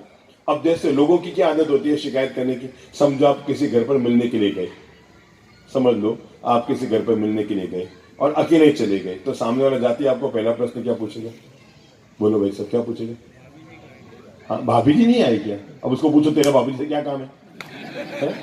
मतलब हमारी आदत है, जो है उसका हम आनंद नहीं लेते, जो नहीं है हम उस पर पूछते हैं, है ना। जाते ही आप देखेंगे किसी घर आप जाएंगे ना, अब जाते ही आप ओ पधारो साहब स्वागत है, भाभी जी नहीं है। हमेशा की आदत सुधारो, जो नहीं है उसका रोना रोना बंद करो, जो है उसका आनंद उठाना शुरू करो, यही जिंदगी का पहला मंत्र है। जो नहीं है अगर आप उसका रोना रोते रहेंगे ना, ये नहीं ये नहीं ये नहीं, तो दुनिया में इतनी चीजें कम है कि आप जिंदगी जी नहीं पाएंगे। पर जो नहीं है उसका समझो, यहां पर एक 5 मंजिला आलीशान कोठी बनी है और इधर एक झोंपड़ी खड़ी है, बीच में एक छोटा मकान है। वो जब जब उस कोठी को देखेगा ना तो क्या क्या दुखेगा उसका, बुद्धि लगाओ, देखो आप देखो, चलो वो 5 मंजिला कोठी को देखो, क्या दिल भी दुख रहा है, दोनों दुखा रहे हैं। झोंपड़ी को देखो ना, न गर्दन दुखेगी न दिल दुखेगा और मुंह से निकल जाएगा वाह भाई वाह भगवान तूने खूब दिया। जो है उसका आनंद लेना सीखो, जो हमारे दुख का पहला कारण है, हम जो है उसका आनंद नहीं लेते। जो नहीं है, अरे भाई आपके पास अच्छी साड़ी है, आप उसका आनंद नहीं ले रहे, पर दूसरे के पास आगे तो आपके दिमाग में घूम रहा है। आपके पास सोने की चूड़ी है, कोई दिक्कत नहीं है ना, पर अगर आपकी देवरानी की हीरे की चूड़ी आ गई तो अब आपको सोने की चूड़ी बेकार हो गई, आपके दिमाग में वही वही वही वही वही वही घूमता है। एक अमीर सेठानी थी, अमीर मतलब बहुत पैसे वाली। पति ने इतनी ज्यादा सुविधा उसको दे रखी थी, यानी कम से कम 50 लाख की कार, न केवल 50 लाख की कार अपितु ड्राइवर भी, और इतनी सुविधाएं दे रखी थी कि अगर उसको रोज का 20,000 हाथ खर्चा करना हो तो उसके कोई कमी नहीं थी। इतना बैंक बैलेंस उसका भरा रहता था। पर जब देखो तब यूं मुंह लटकाए बैठी रहती, जब देखो तब मुंह लटकाए बैठी रहती। दरअसल उसकी जो जेठानी थी ना, वो थोड़ी सी ज्यादा सुंदर भी थी और उसके पास उससे ज्यादा सुविधाएं थी। तो उसको लगता भगवान ने सब उसको दिया है, मुझे नहीं दिया है। तो जो उसको मिला है वो भी उसे चुभ रहा था। हमारी दिक्कत क्या है, सामने वाले को जो मिला है वो चुभे तो कोई दिक्कत नहीं, पर जो हमें कम मिला है तो हमें ये भी चुभता है कि भगवान मुझे तूने कम क्यों दिया। अब वो जब देखो तब मुंह लटकाए बैठी रहती, जब देखो तब उदास, हताश, निराश। पर उसकी जो काम वाली बाई थी ना, वो इतनी मस्त नेचर की है, झाड़ू भी निकालते तो हंसते गिलते मुस्कुराते हुए, पोंछा लगाते मुस्कुराते हुए, अरे बर्तन भी धोती ना, आप समझो। मतलब सेठानी तो हमेशा गाना गाती रहती थी, मेरा जीवन कोरा कागज कोरा ही रह गया, या दिल के अरमा आंसुओं में बह गई। और वो काम वाली भाई, सावन का महीना, जब देखो तब मुस्कुरा के काम करती। तो आखिर एक दिन सेठानी ने काम वाले भाई को बोले, इधर आप, ये तो क्या नाटक करती है, मैं दिन भर मुंह लटकाए बैठी रहती हूँ और तू है जो झाड़ू पोंछा करते करते हुए मुस्कुराती है, तेरे पास है क्या, तेरी औकात क्या है। अरे मैं देती हूँ तुझे 3,000 रुपया तो महीने का, तुझे महीने मिलते हैं, मेरे फटे हुए कपड़े तेरे काम आते हैं, मेरी फटी हुई चप्पलें तेरे काम आती है, तेरी औकात क्या है। उसने कहा, हाँ मालकिन मुझे पता है, सब कुछ आपका दिया। अरे आपका दिया हुआ हम भोजन खाते हैं, आपका बचा हुआ हम खाना खाते हैं, आपकी फटी हुई साड़ी मैं पहनती हूँ, आपकी फटी हुई चप्पलें मेरे काम आती है, और आप अगर 2,500-3,000 रुपये महीने देते हैं, मेरा घर खर्च चलता है। पर एक बात बता, तू हर समय मुस्कुराती क्यों रहती है। उसने कहा, मालकिन मैं इसलिए खुश रहती हूँ क्योंकि मैं कभी भी आपसे अपनी तुलना नहीं करती। क्या कहा, आपसे कभी भी अपनी तुलना नहीं करती हूं। सेठानी चौंकी, हाँ। उसने कहा, अब तो ईमानदारी से बता, मैं कैसे सुखी हो सकती हूं। क्या पूछा, मैं कैसे सुखी हो सकती हूं। उसने कहा, आप बहुत सुखी हो जाएंगे, बशर्ते आप अपनी जेठानी से तुलना करने के बजाय मुझसे शुरू कर दो। आप किससे तुलना शुरू कर दो, किससे, जेठानी से नहीं, किससे, मुझसे तुलना शुरू कर दो। अरे आपके पास सब कुछ है, मेरे पास कुछ भी नहीं है, क्योंकि जिंदगी जीने के लिए सुविधाएं नहीं, मन की दशा होनी चाहिए। तो पहला निर्णय हम अपने आप के लिए करते हैं, और वह मैं आज के बाद कभी भी शिकायत नहीं करूंगी, हमेशा शुक्राना अदा करूंगी। भगवान तूने खूब दिया है, किसको क्या मिला मत करो इसका गिला, जो तुम्हें मिला हमारी किस्मत से ज्यादा मिला। पक्की बात तय कर लेना। अब आपकी जेठानी को क्या मिला इसको सोच सोच के दुखी मत हो। आपकी छोटी वाली बहन की जब शादी हो रही है तो उसमें पापा कितना खर्च कर रहे हैं सोचकर दुखी मत हो। आपकी जब शादी हुई थी तब तो आपको कूलर वाला रूम मिला था पहली रात के लिए, अब आपकी देवरानी की शादी हो रही है तो उसको एसी वाला और वो बड़ा सजा हुआ रूम मिल रहा है। मन में दुखी मत हो, जब जिसकी किस्मत में जो था वो चीज उसे मिल गई। प्राप्त का आनंद उठाना यही जीवन की सबसे बड़ी खुशहाली का राज है। आज से तय कर लो, मैं शिकायत नहीं करूंगा, क्या करूंगा, शुक्राना अदा करूंगा। बोल लो मुंह से, आहा नहीं कहूंगा, क्या कहूंगा, कहूंगा। बोल लो एक बार, क्या कहूंगा, वाह वाह वाह। खुद को कहना, वाह भाई वाह, भगवान तूने खूब दिया है, मेरे भाग्य से मुझे ज्यादा दिया है, मेरी किस्मत से मुझे ज्यादा दिया है, दुनिया में सारी खुशियां तूने मुझे दी है। अगर व्यक्ति इस एक शब्द को जीवन से जोड़ लेना तो ये जो हमारी लटक लटक कर बैठने की आदत है ना, मैं कई घरों में जाता हूँ, लोग ऐसे बैठे रहते हैं, मुझे लगता है नाड़ी टटोल ऊपर गई कि नीचे ही, लटक लटक कर जिंदगी जीने की आदत पड़ गई है ना। मेरे भाई, मोबाइल भले डिस्चार्ज हो पर जिंदगी हमेशा। हमारी आदत क्या है, सुबह उठते हम क्या करते हैं बताओ, पहला काम क्या करते हैं। एक जमाना था जब सुबह उठकर हम बड़ों को प्रणाम करते थे, पास में होता उसको जय जिनेन्द्र कहते थे, नौकार मंत्र। अब तो सुबह आंख खुलते ही पहला काम कहीं मोबाइल निकाल के रखता है, चार्ज यो करनी, अल्ले प्लग तो डाल दियो अपन खटको करना तो भूल ही गया, और वो खटका भूल गया। इसके चक्कर में सुबह सुबह उठते दिमाग में टेंशन हो गया, अरे लगा मोबाइल चार्जिंग में लगा, मुझे अभी निकलना है 1 घंटा बाद। मेरे भाई बहनों, जिंदगी में याद रखना, मोबाइल चार्ज हुआ कि नहीं खास बात नहीं है, हमारी जिंदगी चार्ज है कि नहीं बहुत जरूरी है। हमें हमारी जिंदगी हमेशा सक्रिय, आनंद भरी, प्रेम भरी, मीठी, मधुर जीनी चाहिए। पहला मंत्र बना दो, आहा नहीं वाह नहीं। आजकल एक टैक्स चलता है जीएसटी। क्या चलता है? जीएसटी। जी का मतलब होता है गुड थिंकिंग, एस का मतलब होता है सिंपल लिविंग, और टी का मतलब होता है टेंशन फ्री लाइफ। दिमाग में ले लो, मुंह से बोलो जीएसटी का मतलब क्या है, बुद्धि लगाओ। हाँ बेटा आप खड़े हो, हाँ खड़े हो, हाँ आपको कह रहा हूँ खड़े हो, बुद्धि लगाओ। जीएसटी का मतलब क्या है? हाँ खड़े हो जाओ, खड़े हो जाओ। आप नहीं बेटा, आप बैठ जाओ, आगे वाले नहीं तो बैठने में बड़ी जल्दी करते हो, खड़े हो जाओ। हाँ जीएसटी का मतलब क्या है? जी यानी गुड थिंकिंग। जोर से बोलो, गुड थिंकिंग। और जोर से बोलो, गुड थिंकिंग। शाबाश। एस का मतलब simple life. Simple living, and T का मतलब टेंशन फ्री। कुछ समझ में आया क्या? अपने विचारों को हमेशा उन्नत रखो, good thinking. Number 2 simple living, जीवन को बहुत सादगी से जियो। नंबर 3 और टेंशन फ्री लाइफ जियो। जिसके पास ये 3 चीजें होती है वो जीएसटी का मालिक बन जाता है। तो पहली चीज आज से तय कर लो, मैं आ कहकर मन को दुखी नहीं करूंगा। मैं हमेशा जब भी कहना होगा क्या बोलूंगा? मुंह से बोलो, एक बार बोल लो। वो जो कुर्सी पर बैठा ना वो बोल लो एक बार, बूढ़े लोग भी बोल लो, वाह भाई वाह, वाह भाई वाह भगवान। अरे कितनी बड़ी खास बात है। आप लोग यहाँ पर बैठो, आप लोग यहाँ पर पेपर आता होगा ना, भास्कर पत्रिका वगैरह, तो उसमें उठाने भी आती है, उठाने आते हैं, विज्ञापन आता ना, उठा उठा। अब रोज एक काम किया करो, जैसे ही सुबह अखबार आए पहला पेज मत देखा करो, दूसरा मत देखा करो, वो उठाने वाला पेज देखा करो। रोज आदत डाल दो, और जैसे उठाने का पेज देखो करो भाई मेरा फोटो आया नहीं नहीं नहीं, अरे भगवान सुन आज फिर बच गया, वाह भाई वाह मजा आ गया, मेरा फोटो तो अखबार में आया ही नहीं। इससे बढ़कर भगवान क्या साबित करेगा कि वो आपके साथ है, कि दुनिया में से हजारों लोग रोज जाते हैं पर आपका नंबर नहीं आया है। इसका मतलब तय हो गया ना भगवान आपके। वाह भाई वाह।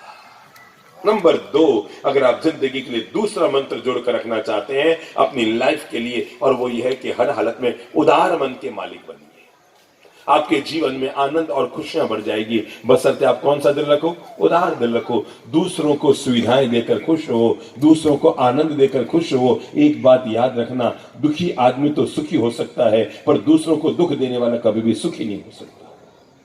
दुखी आदमी आज नहीं तो कल सुखी हो जाएगा, पर जो दूसरों को दुख देता है, मेरे भाई वो सुना है ना, जो तो के कांटा बोए ताहे बोए तुम फूल। जिसने तुम्हारी जिंदगी में कांटे बोए हैं, अगर आपने उसकी जिंदगी में फूल बो दिए तो समझ लो देवरानी ने आपके लिए टेढ़े शब्द बोले, अब आपके पास क्या है? आप अभी उसके लिए दूसरे के सामने टेढ़े बोले? नहीं नहीं नहीं, मैं हमेशा बी पॉजिटिव बोलूंगा। सामने वाले ने गिर कर बता दिया वो कितना गिर रहा है, पर मैं नहीं गिरूंगा। हमेशा याद रखना, सुअर से कभी कुश्ती मत लड़ना, जीत गए तो भी कपड़े तो तुम्हारी खराब होंगे, उसका कुछ नहीं बिगड़ने वाला है। समझिए ना, अगर जीत भी गए तो कपड़े किसके खराब होंगे? तुम्हारे खराब होंगे। जीवन में हमेशा उदार दिल के मालिक बनिए, हमेशा दूसरों के काम आने की कोशिश कीजिए, दूसरों को खुशियां देने की कोशिश कीजिए। अगर आपके घर में बहू भी है ना, थोड़ा मन को उदार कीजिए। और मैं उदार करने के लिए कहूंगा, आप हर समय मत देखो बहू ने काम बताओ, बहू ने काम बताओ, फिर थोड़ा उसको आराम भी करने दो। आपकी बेटी जब घर में आराम करती थी तो आपको अच्छा लगता था, वो 2 घंटा पलंग पर पसर के सोती थी, आपको अच्छा लगता था। तो बहू पसरे तो आपको बुरा क्यों लग जाता? उदार दिन रखो। वो क्या हुआ, एक महिला किराने की दुकान पर गई और जाकर कहा भाई 2 किलो मूंग की दाल दे। थैला साथ में लेकर गई कि 2 किलो मूंग की दाल दे। उसने 2 किलो दाल तोली और थैले में डलवा दी।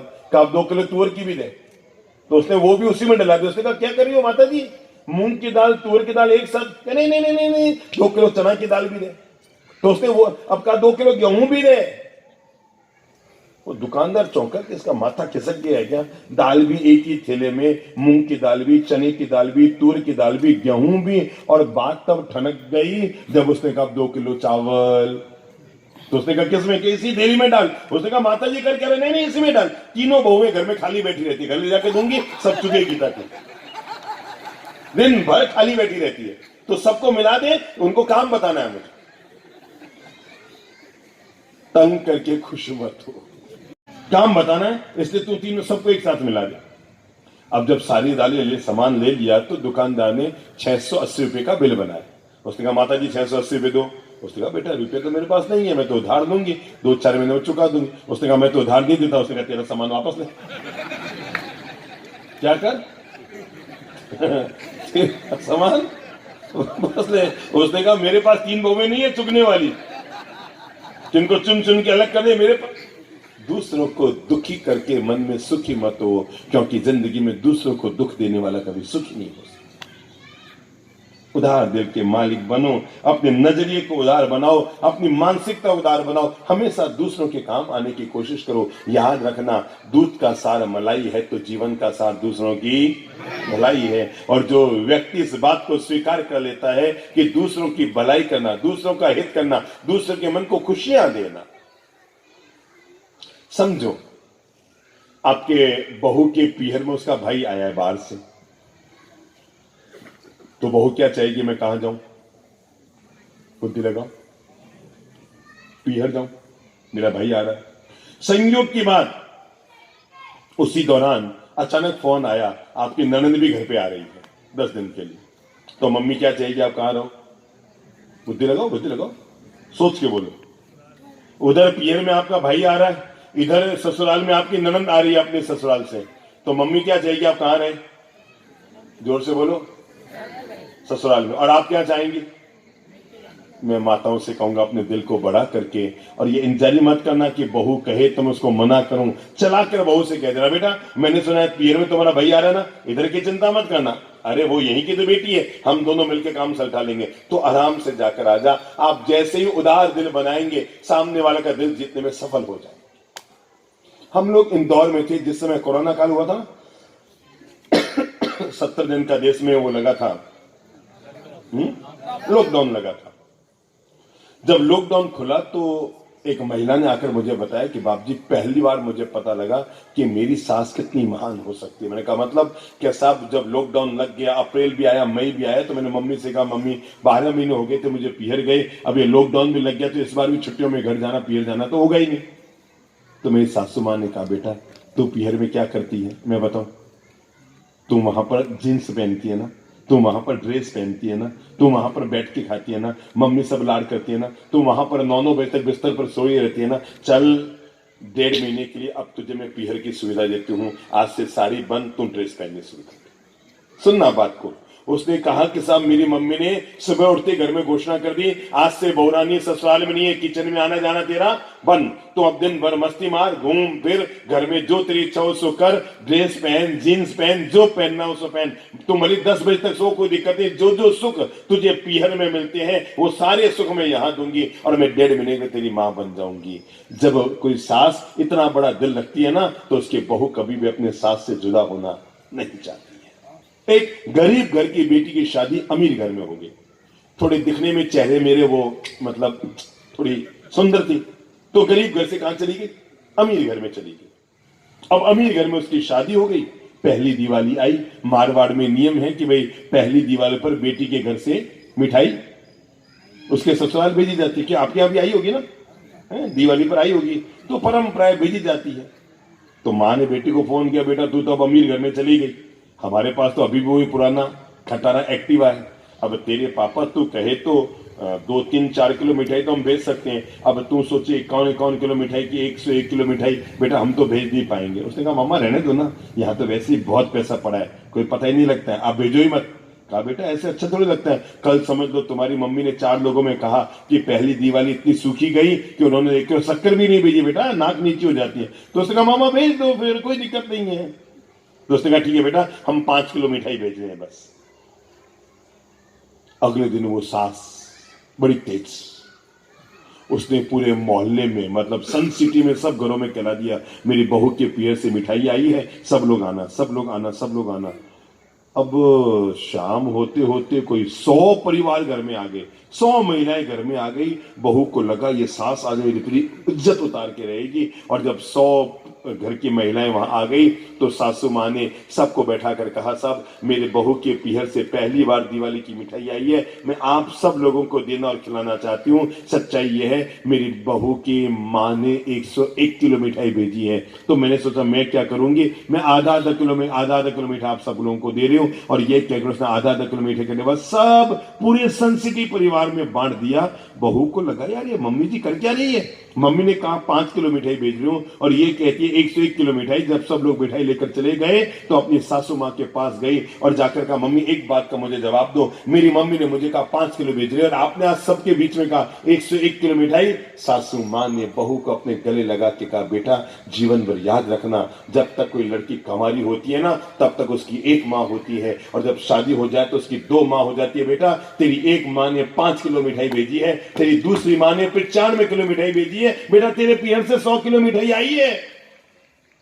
मैं इतना सा पूछना चाहता हूं, जिस घर में सासू माताएं इतने बड़े दिल की होती है, क्या उनकी बहुएं कभी सपने में भी अलग होने की सोच सकती? सोच, जो उसके पीहर की इज्जत को रखने के लिए सासू माँ ने 50,000 का चूना लगा लिया। 100 किलो मिठाई 50,000 में बनी होगी ना? उसके पीहर की इज्जत को रखने के लिए 50,000 का चूना लगाने को तैयार हो जाती है ना। जो सासुएं इतने बड़े दिल की होती हैं, उनकी बहुएं कभी अपनी सासुओं से जुदा नहीं होती है। घर में केवल एक चीज लेकर आओ, अगर आप सास है तब भी दिल को बड़ा लेकर आओ, अगर आप बहू है तब भी दिल को बड़ा लेकर आओ, क्योंकि बड़े दिल के लोग हमेशा दूसरों के दिलों में जगह बनाते हैं और छोटे दिल के लोग दिल से उतर जाया करते हैं। हम जब भी किसी से मिलते हैं ना, या तो सामने वाले के दिल में उतरते हैं या दिल से उतरते हैं। समझिए, जब भी आप मिलेंगे किसी के, अगर आप उदार दिल के लोग हैं तो सामने वाले के दिल में उतरेंगे, और अगर टेढ़े दिल के, कंजूस दिल के, स्वार्थी दिल के व्यक्ति हैं, 2 शब्द याद रखना, एक होता है सारथी, एक होता है स्वार्थी। स्वार्थी वो होता है जो केवल अपना सोचता है और सारथी वो होता है जो सामने वाले के भलाई का सोचता है। उदार दिल के मालिक बनो। क्या हुआ, एक घर में 4 बहुएं थी, चारों में झगड़ा हो गया और झगड़ा ये हो गया कि हम तो अलग अलग रहेंगे। शाम को पति आया, आते चारों ने फरमान जारी कर दिया, हम साथ साथ नहीं रहने वाले। अरे पतियों ने कहा नहीं रहने वाले तो मकान कहां से लाएंगे, मकान तो एक ही है, ये एक हॉल है, इसी में अपन रह रहे हैं सब। तो उन बहुओं ने कह दिया, एक काम कीजिए, हम चारों अलग अलग मकान बनाते हैं, छत एक रहेगी पर लकड़ी का पार्टीशन डाल दो। क्या डाल दो? लकड़ी का पार्टीशन डाल दो। 4 कमरे बन गए, 1 2 3 4। समझ में आ गया? चारों के अपना अपना किचन लग गया। ऊपर से खुला, क्योंकि ऊपर छत थी, तो लकड़ी यहां तक आई, बाकी का वहां खुला था। अब देखो, सुबह सुबह पहली बहू 5 बजे उठी, उसने अपने कमरे का झाड़ू कचरा निकाला और कचरा इकट्ठा करके क्या किया, उसको किससे बैर था? 2 नंबर वाली से। तो उसने क्या किया, अपना कचरा धीरे से खिसका दिया। किधर किधर? 2 नंबर वाली। 7 बजे 2 नंबर वाले की नींद खुली, उसने कमरे का झाड़ू निकाला तो कचरा इतना सारा हो गया। उसको किससे बैर था? 3 नंबर वाली से। उसने क्या किया, ओले से वो कचरा 3 नंबर रूम में घुसे दिया। ऊपर से तो खुला था ना, 3 नंबर वाले झाड़ू निकाला, उसका कचरा कितना हो गया होगा? पहले वाले के इतना आया, दूसरे के इतना आया, तीसरे के इतना सारा कचरा हो गया। उसको किससे बैर था? चौथी वाली से। उसने क्या किया, बुद्धि लगाओ बुद्धि लगाओ बुद्धि लगाओ। तो चौथी वाली का कितना कचरा आया होगा? पहले इतना था, इतने का इतना हुआ, इतने का इतना हो गया, अब तो इतना सारा होके आ गया। उसने जब कचरा निकाला, अब बुद्धि लगाओ, उसने क्या किया? बुद्धि लगाओ बुद्धि लगाओ बुद्धि लगाओ। क्या किया होगा? बस यहीं से जीवन का सिद्धांत चालू होता है। हाँ, क्या किया होगा बेटा? हाँ, खड़े हो खड़े हो, हाँ खड़े हो जाओ, बुद्धि लगाओ। उसने क्या किया होगा? पहली वाली में डाल दिया होगा। किसने? चौथी वाली। चौथी वाली। ये सब घर से कहानियां सीख के आए हैं। सब इनको पता है हमारी मम्मी अभी क्या करती है। यही मेरे का बच्चे की इतनी बुद्धि तेज तेज कैसे काम करती है। फटाक से लग गया, पहली ने दूसरी को डाला, दूसरी ने तीसरी को डाला, तीसरी ने चौथी को डाला। पर जीवन का सिद्धांत याद रखना, एंड में वहां कहां आया? उसने कितना डाला? इतना। वापस कितना आया? चलो एक काम करो, कमर सीधी करो, मुट्ठी लाओ, हाथ में दोनों लाओ। अब इसमें गुलाब जल भरो, समझो इसमें गुलाब जल है। उछालो तो, उछालो उछालो ऊपर। अब एहसास करो कि आप पर आके क्या गिरा होगा। बुद्धि लगाओ, पक्की बात। वापस एक हाथ हटाओ, मुट्ठी लो, अब इसमें धूड़ भरो, मिट्टी। उछालो जोर से, जोर से। सोचो आप पर क्या आके गिरा होगा।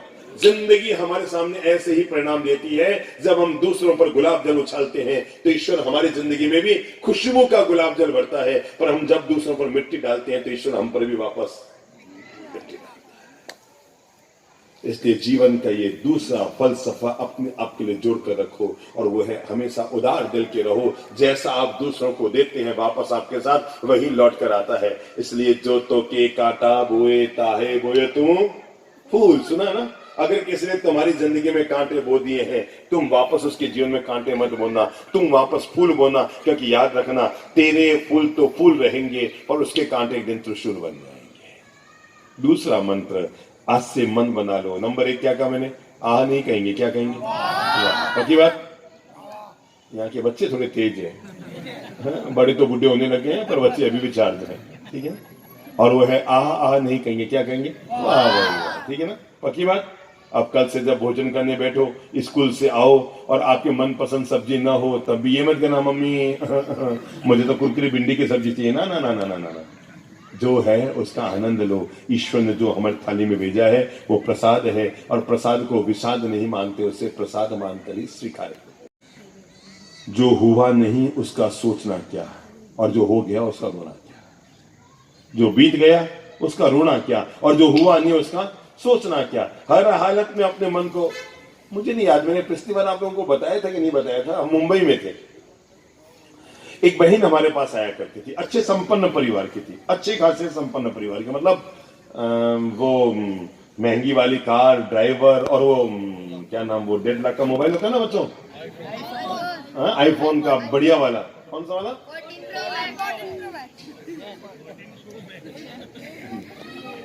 सब गुरु बैठे हैं यहाँ पर, सारी उन्होंने योजनाएं बनाई हुई है। अच्छा, इतना ठीक था, वो आती पढ़ाई करती दोपहर में हमारे पास, वो ठीक है, पर मोबाइल का जो कवर था ना, उस कवर में 2-2 हजार के इतने सारे नोट रखती थी, इतने सारे नोट, मतलब अंगुली चली जाए इतने सारे नोट।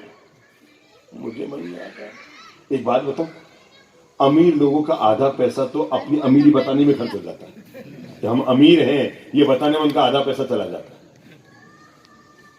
तो इतने सारे नोट रखती है कि मेरे मुंह से निकल गया। मैंने कहा बहन जी, आप अच्छे संपन्न घर की हैं, कोई दिक्कत नहीं, पर ये मोबाइल में इतने रुपए रखते हो, कभी खो जाएगा तो मन दुखेगा। मैं चिंता नहीं करती, मेरा सब खोएगा तो खोएगा, मुझसे पर्स भी संभालो, मोबाइल भी संभालो, मैं तो शुरू से मेरी आदत है मोबाइल में रखती हूँ, खोएंगे तो खोएंगे। मुझे पहली बार पता लगा महिलाओं को कमाना नहीं पड़ता, इसलिए पैसे की कीमत नहीं आता। वो पहली बार है पता लगा कि काश वो भी मेहनत करके कमा रही होती तो उसको पता लगता कि 2000 का नोट आता कैसे। तो अगले दिन वो सुबह आई और बड़ी यूं खुश हो के आई। मैंने कहा हुआ क्या? अरे गुरुदेव आज तो मजा आ गया। मैंने कहा हुआ क्या? मैंने कहा हुआ क्या? अरे गुरुदेव मोबाइल खो गया। इतनी मुस्कुराती आई, मुझे लगा इसका माथा खिसक गया। अब देखो राज की बात बता रहा हूं। उसने कहा गुरुदेव आज मजा आ गया, मोबाइल खो गया। मैंने कहा मतलब कि गुरुदेव कल ही आपने टोका था, पता नहीं मेरी बुद्धि में क्या आया, मैंने रात को उस मोबाइल के पीछे कवर में से रुपये निकाल लिए। गुरुदेव मोबाइल तो खो गया पर मेरे 72,000 रुपये बच गए। जिंदगी जीने के 2 तरीके हैं, या तो जो खोया है उसका रोना रो, या जो बचा है उसका आनंद उठाओ। तय आपको करना। जो खोए का रोना रोता है उसी का नाम दुखी नाम होता है, और जो बच्चे का आनंद उठाता है उसी का नाम सुखी। हर रोज हमारे हाथ से कुछ जाता है और हर रोज हमारी हथेली में कुछ आता है। गए का रोना रोने के बजाय जो है, अगर उसका व्यक्ति आनंद उठाना सीख ले, दुनिया का सुखी नाम बन जाए। अगर आप तीसरा मंत्र अपनी जिंदगी में अपने आप के साथ जोड़ना चाहते हैं तो मैं तीसरा मंत्र आपको दे रहा हूं, तय कर लो अपने आप के लिए, और वो है जो है उसमें संतुष्ट रहना सीखिए। ये जीने की कला का सबसे प्यारा वो मंत्र है जो आपको सुखी नाम बना सकता है। क्या है? जो है उसमें संतुष्ट रहना सीखो, क्योंकि हमने सुखा ना, संतोषी सदा सुखी। दुनिया का सबसे सुखी आदमी है।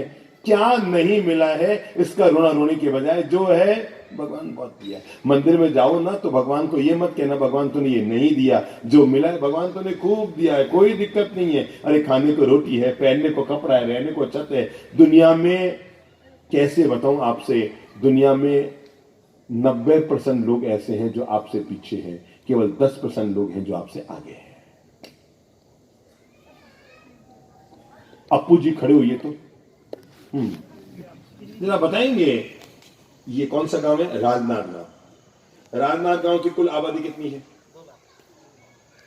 मुझे कोई रास्ते में 2.5 लाख कह रहे थे। वो 2 है कि 2.5 है? सवा दो मान ले, वो कहते हैं 2.25 मान लेते हैं, 20 का रास्ता, दिन भर घर में समझौते करते रहते हैं। आप तो नहीं, ये नेता रहे ना, सवा दो में जाता नहीं, सवा दो है ना, इनके तो वोट गिनते रहते हैं। अपन 2 लाख ही मान लेते। अब आप लोग इक्के दुक्के पैदा करते 2 लाख से 2.5 लाख होंगे कहां से? अच्छा, आपको पता है पहले तो दुनिया बड़ी गजब की थी। अब ये गिन के बच्चे पैदा करने का तो तरीका जमाना अब आया। पहले तो अनलिमिटेड प्लान चलता था, है ना, 6। अच्छा, आप में कोई है जो 5 भाई बहन? हाथ खड़ा करो। देखो इतने सारे लोग हैं, बस ये इसी पीढ़ी में है। अभी बच्चों के हाथ खड़े नहीं होंगे, 5 भाई बहन है। 6 वाले कोई है? 6 भाई बहन कितने हैं? छक्का मारा। 7 भाई बहन, अभी भी हाथ खड़े हो रहे हैं। 8 भाई बहन, शाबाश इंडिया, ताली बजा रहे हैं इनके लिए। सॉरी, इनके लिए नहीं, इनके मम्मी पापा के लिए, इनके लिए गाएगी। 9 भाई बहन, ये आगे वाले सब 9। तो आप क्या भाई भाई है क्या? सब है? सब भाई है, तो एक साथ सबने हाथ खड़ा कर दिया। 9। आप कितने? 7 भाई 2 बहन। क्या बात है, 7 भाई 2 बहन 9। अब कोई 10 वाला है? 10 के बाद तो बस करो भाई। कितने? मैं 10वें नंबर का भाई हूँ। 6 बहन और 4 भाई। क्या बात है। हाँ, आपके कितने हैं? 5 भाई 5 बहने, शाबाश। कोई 11 वाला भी है? शाबाश इंडिया, बदौरे ताली। देखा, वो जमाने थे जब मकान छोटे होते थे पर दिल बहुत बड़े होते थे। कितने भाई बहन? 11। हमारे डोगर गांव में 13 वाले भी हैं। हमारे डोगर गांव में 13 वाले भी हैं। 10 बहनें 3 भाई। आपके? नहीं, हमारे नहीं, हमारे पड़ोसी। आपके पड़ोसी का क्यों बुद्धि लगाते हो? तो पड़ोसी वाले आपकी क्या लगेंगे? कोई 12 वाला है? 12 में तो एंड अब तो कोई नहीं है ना। ठीक है, 13 पर याद। चढ़ाओ अभी भी चालू है। कल मिलाकर मैं एक लाइन में आपको बता रहा हूँ, पहले लोगों के मकान छोटे होते थे पर दिल बहुत बड़े होते थे। अब मैं शर्म के मारे हाथ में, हालांकि तेरे में भी हाथ खड़ा हो जाएगा अभी। सामने वाले को थोड़ी फिर। अभी हम कहाँ थे? दुर्ग में कहीं थे, तो 17 में भी एक भाई बहन हाथ खड़ा किया। हम 17 भाई बहन। मैं कहा सके कि हाँ, सगे माँ बाप हैं और 17 भाई बहन, हम सगे भाई बहन हैं। तो मेरे मुंह से निकल गया, मैंने कहा जो काम आपके मम्मी पापा ने किया, अगर वो 17 भाई बहन करते तो मेरा पंडाल तो आपके घर वालों से बन जाता है, बाहर वालों की जरूरत ही नहीं पड़ती किसी की। अच्छा, तो इस शहर की आबादी 2 लाख है। अब एक और बुद्धि लगाओ, इस शहर में कितने लोग हैं जो आपसे ज्यादा अमीर हैं?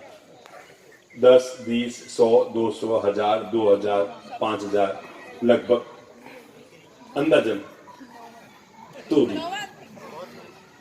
मुझे भी पता है आप क्या आए हो, मैं कोई बाबा को सब पता लग गया है। और बाबा दूसरी बार राजना गाँव पहली बार नहीं है, ठीक है ना? तो भी मुझे लगो इस शहर में लगभग कितने लोग होंगे? मतलब 2 लाख में 1000। इनके बगल वाले को खड़ा करो, ये बताएंगे उनका मूल्यांकन। इनसे ज्यादा अमीर कितने लोग होंगे इस शहर में? दिल से तो कोई नहीं है। दिल से अमीर नहीं, अभी दिल की बात नहीं है। 10 से तो ज्यादा होंगे। 10 आनंदिया मालूम है, पूरा आनंदिया। मेरे साथ तो नंबर वाले बाकी 10 होंगे।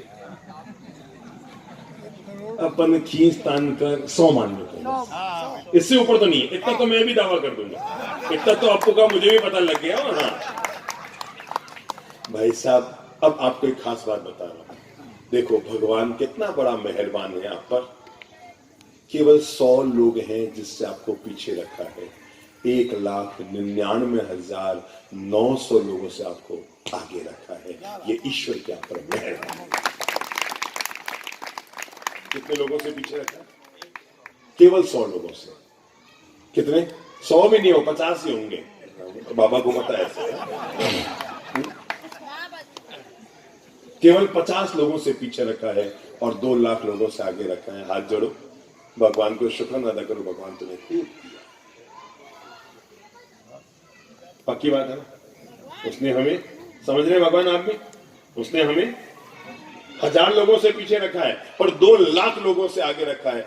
अच्छा जरा एक बात बताओ, थोड़ा चल के आगे आओ तो हाँ, जब हम चलते हैं तो पहला पाँव कौन सा चलता है? चलो दोबारा चलो, हाँ खड़े हो गए, अब चलना शुरू कीजिए।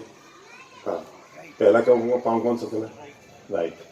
कितनी देर तक चलता है राइट? अब केवल राइट हैंड से चलो, तो चलो राइट हैंड से चलो, जब राइट आगे तो राइट हैंड से चलो ना। जीवन का मर्म आज ये भी समझ लो मेरी अच्छी बहनों। आदमी सोचता है ना, सीधा पांव कभी गुमान ना करे कि मैं हमेशा आगे रहता हूं।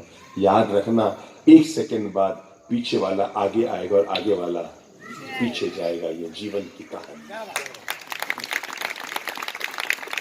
भले अभी चल के देख लो ना, कोई भी दिमाग में चल के देख लो। अब जैसे ही समझो ये मेरे दो पांव हैं, ये सीधा पांव, ये उल्टा पांव, ये आगे आया। अब मुझे आगे बढ़ना तो क्या करना पड़ेगा? दूसरे को आगे लाना पड़ेगा। जिंदगी का यही नियम है, सीधा पांव गुमान ना करे कि मैं आगे हूं और उल्टा पांव गिला ना करे कि मैं पीछे हूं। पीछे वाला भी आगे आने वाला और आगे वाला भी एक दिन पीछे। इसलिए जो कीजिए, जीवन के लिए तीसरा मंत्र अपने आप के लिए लागू कीजिए और वो है संतोष रहने की आदत डालिए, क्योंकि भगवान ने आपको भाग्य से कम नहीं, भाग्य से ज्यादा दिया। चलो लाइन सर 6 लोगों को खड़ा करता हूं। नंबर 1 चश्मे वाले भाई साहब, आप भी खड़े होइए। वो सोने की सांकर वाले ना, मोटी मोटी वाले, उनको भी खड़ा कर दीजिए। अध्यक्ष महोदय हमारे। अच्छा अध्यक्ष है, क्या नाम है इनका? आनंद जी चोपड़ा। अच्छा आनंद, अच्छा यही है क्या आनंद जी चोपड़ा नाम चलता है इनका? तो ठीक है, हाँ बगल वाले को खड़ा कर दो। आप भी खड़े हो जाओ। वो आपके पीछे चश्मे वाले एक और बैठे, उनको भी खड़ा कर दो। आप कहां तक पढ़े हुए? कहां तक? बीकॉम। लेकिन बुद्धि लगाओ, बीकॉम वाला आदमी अगर आपके यहाँ जॉब करने आएगा तो लगभग कितना वेतन देंगे?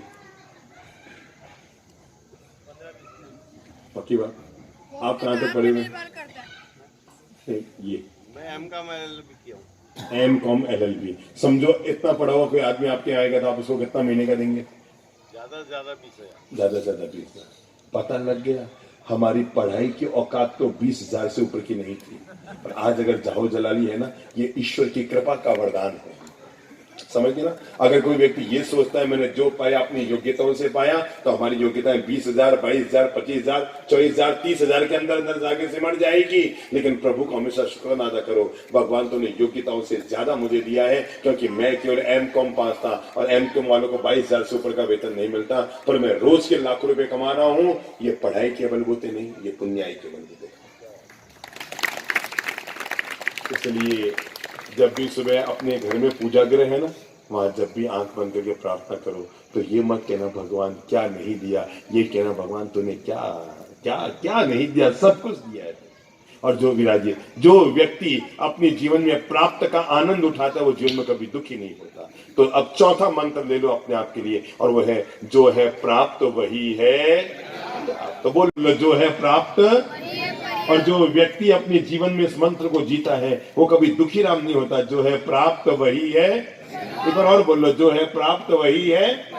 भगवान ने हमें छप्पर फाड़ के दिया है, कहीं कोई कमी नहीं रखी है। हमारी मानसिकता है जिसके कारण दुखी हो जाते हैं। जो मिला, जैसा मिला, जो प्राप्त है वही मेरे लिए पर्याप्त है। और जो व्यक्ति ये सोचता है वो जीवन में हमेशा सुखी रहता है। बोलो मुंह से, जो प्राप्त है। जो व्यक्ति ये सोचता है वो कभी पड़ोसन पे गलत नजर नहीं डालता। पहली बात, जो प्राप्त है मेरे लिए वही। ताली जोरदार बजाइए, इनको मजा आएगा।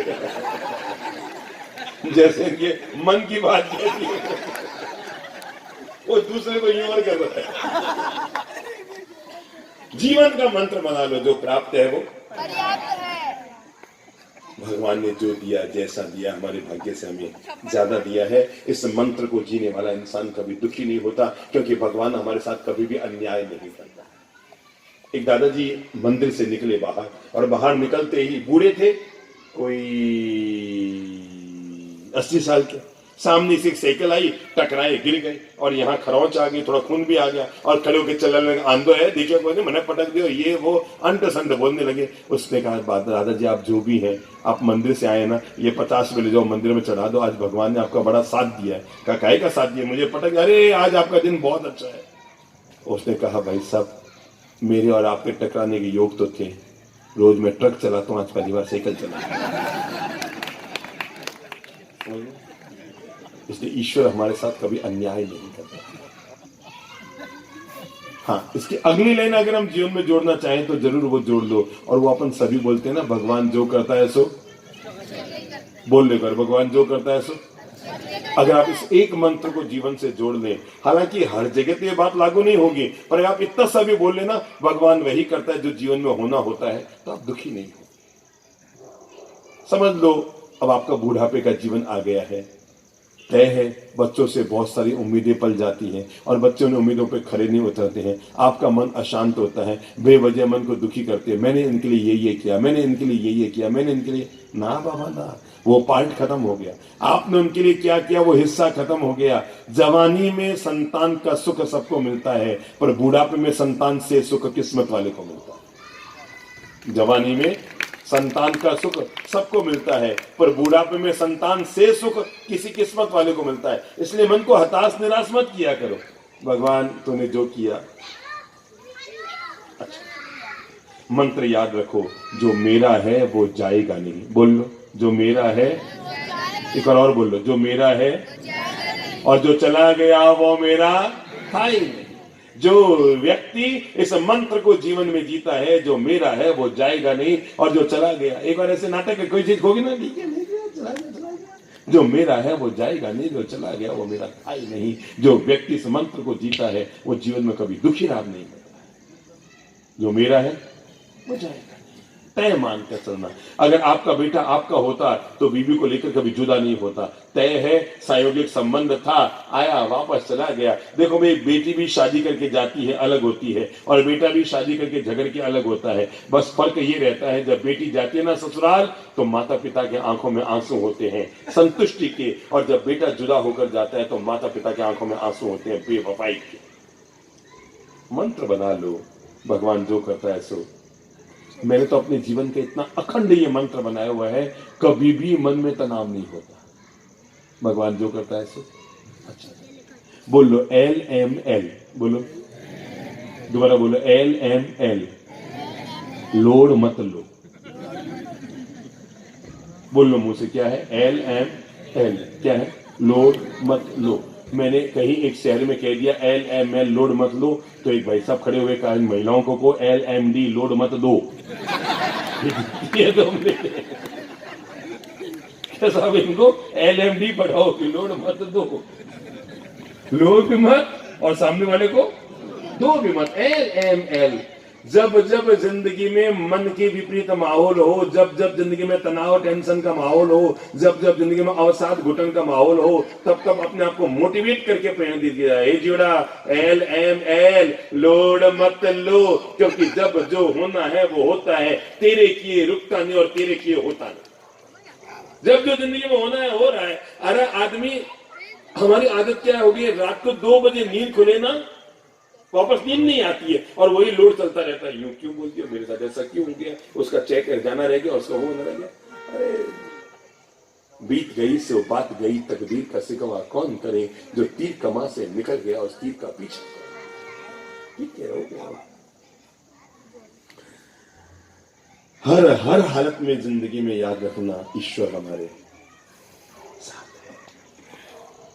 एक दिन मैं संबोधि धाम में था, जोधपुर में है ना, तो एक युवक आया मेरे पास, कहा गुरुदेव मुझे मंगलिक सुनाओ। मैंने कहा सुनो भैया प्रेम, नहीं मुझे बढ़िया बड़ी वाली मंगलिक सुनाओ, क्योंकि मैं आगे कालीना झील में डूबने मरने के लिए जा रहा हूँ।